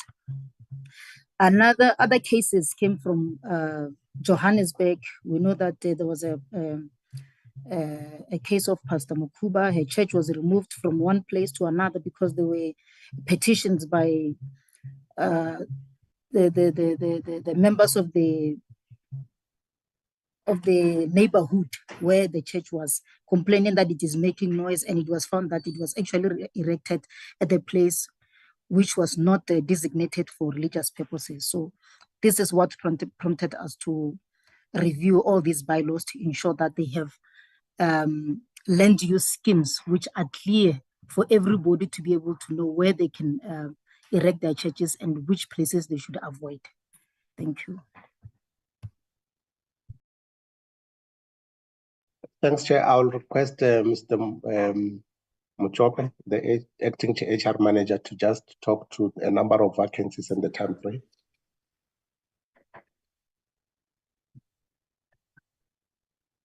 Yeah, good afternoon, Chair and members and fellow colleagues. With respect to the vacancies that we currently have under the period, we've got 12 vacancies that we have in terms of the structure. And out of the 12, we have got 9 of the positions that will be filled by the 1st of November. And then the other 3 positions that we have for management positions will also be filled before the end of this financial year. Thanks, Chair. I think that will then cover our responses to the honorable members. Thank you very much to the team. Thanks to the whole CRL team. We look forward to your reports. I think if you could just give us a link as to where to get them. And each time you have the reports, please put us on your list so that we can be updated. But thanks for the explanation, and we're happy to see that you will correct the thing that gave you a drawback. But otherwise, we commend you for the work you have done and continue with the good work. Very important committee because it goes to the core of the diversity of South Africans, how to ensure that there's tolerance, respect, and understanding of each other's language and culture. The issue of the language, for the Khoisan language issue, please share the report of what you've been doing there. Our understanding was more about a program to recognize some of the Khoisan languages. So we still would like you to keep a focus on that. We did get in the previous presentation that you wanting to match with Namibia, because of the Nama community that straddles both sides of the countries. That's good enough, but there's still many more others. The one member who is not present today spoke quite passionately about the Ngu language. So we still are interested in the issue of the languages on the Khoisan and what needs to be done for the recognition, upliftment, and some of those languages being really brought along the mainstream. You have said that you are taking people for training. It sounded like it was one language. So we still are interested in the whole area of the Khoi and the San languages. But other than that, thank you very much. Let's then say thank you and excuse you from the meeting. Honorable members, that was the last of the presentations. Please show us the agenda, Secretary.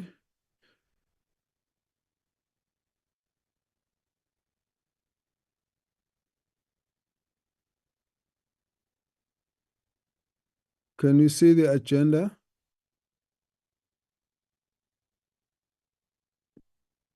I'm not sure it's me who's not audible now. Can honorable members hear me? You are audible. Yes, we can, Chair, but we've not seen the agenda. Loud and clear, loud and clear. Loud and clear. So insofar as the agenda is concerned, I'm not able to share. This was the last of the commissions to be presented. And so can we agree at this point that this brings us to the end of our meeting, seeing that all the commissions have done the presentation and there was no more outstanding issues? Honorable members. Well, Chair, well done on the way in which you conducted this meeting. I was very impressed. I thought you were going to be sitting here for much longer. Thank you very, very much. I thought we were looking forward to sitting much longer, Honorable Reddy. You know how I love meetings? I love meetings. I know you love meetings. Unfortunately, we have to disappoint you at this point. But thank you very much, colleagues. I think this brings us to the end of the meeting. Chair? So, yes, Honorable Labus Kachne. Sorry, I can't find my hand up quick enough. I'm sorry to interrupt. That's fine. Let's hear your voice. Can I just ask Shireen to remind us what's on our program next week, Tuesday, before we end the meeting? I don't know how long that process will take us, but if we can get information now, fine. If not, can it be sent immediately? We finish the meeting? Yes, please. Thank you. Okay. Shireen, can we ask that you submit to the group the information about next week, what's happening, so that we have forward planning being warned? Yes, Okay. Chairperson, we will do that. Thank you. Okay, that's what we will do. But honorable members, thank you very much for your presence and for your deliberations, and the staff, thanks for the logistics and everything of the best, and wishing you a lovely weekend ahead. At this point, the meeting is adjourned. Thank you. Thank you, Chair. Bye. Thank you, Chair. Thank you, everyone. Honorables, have a good weekend. Bye-bye.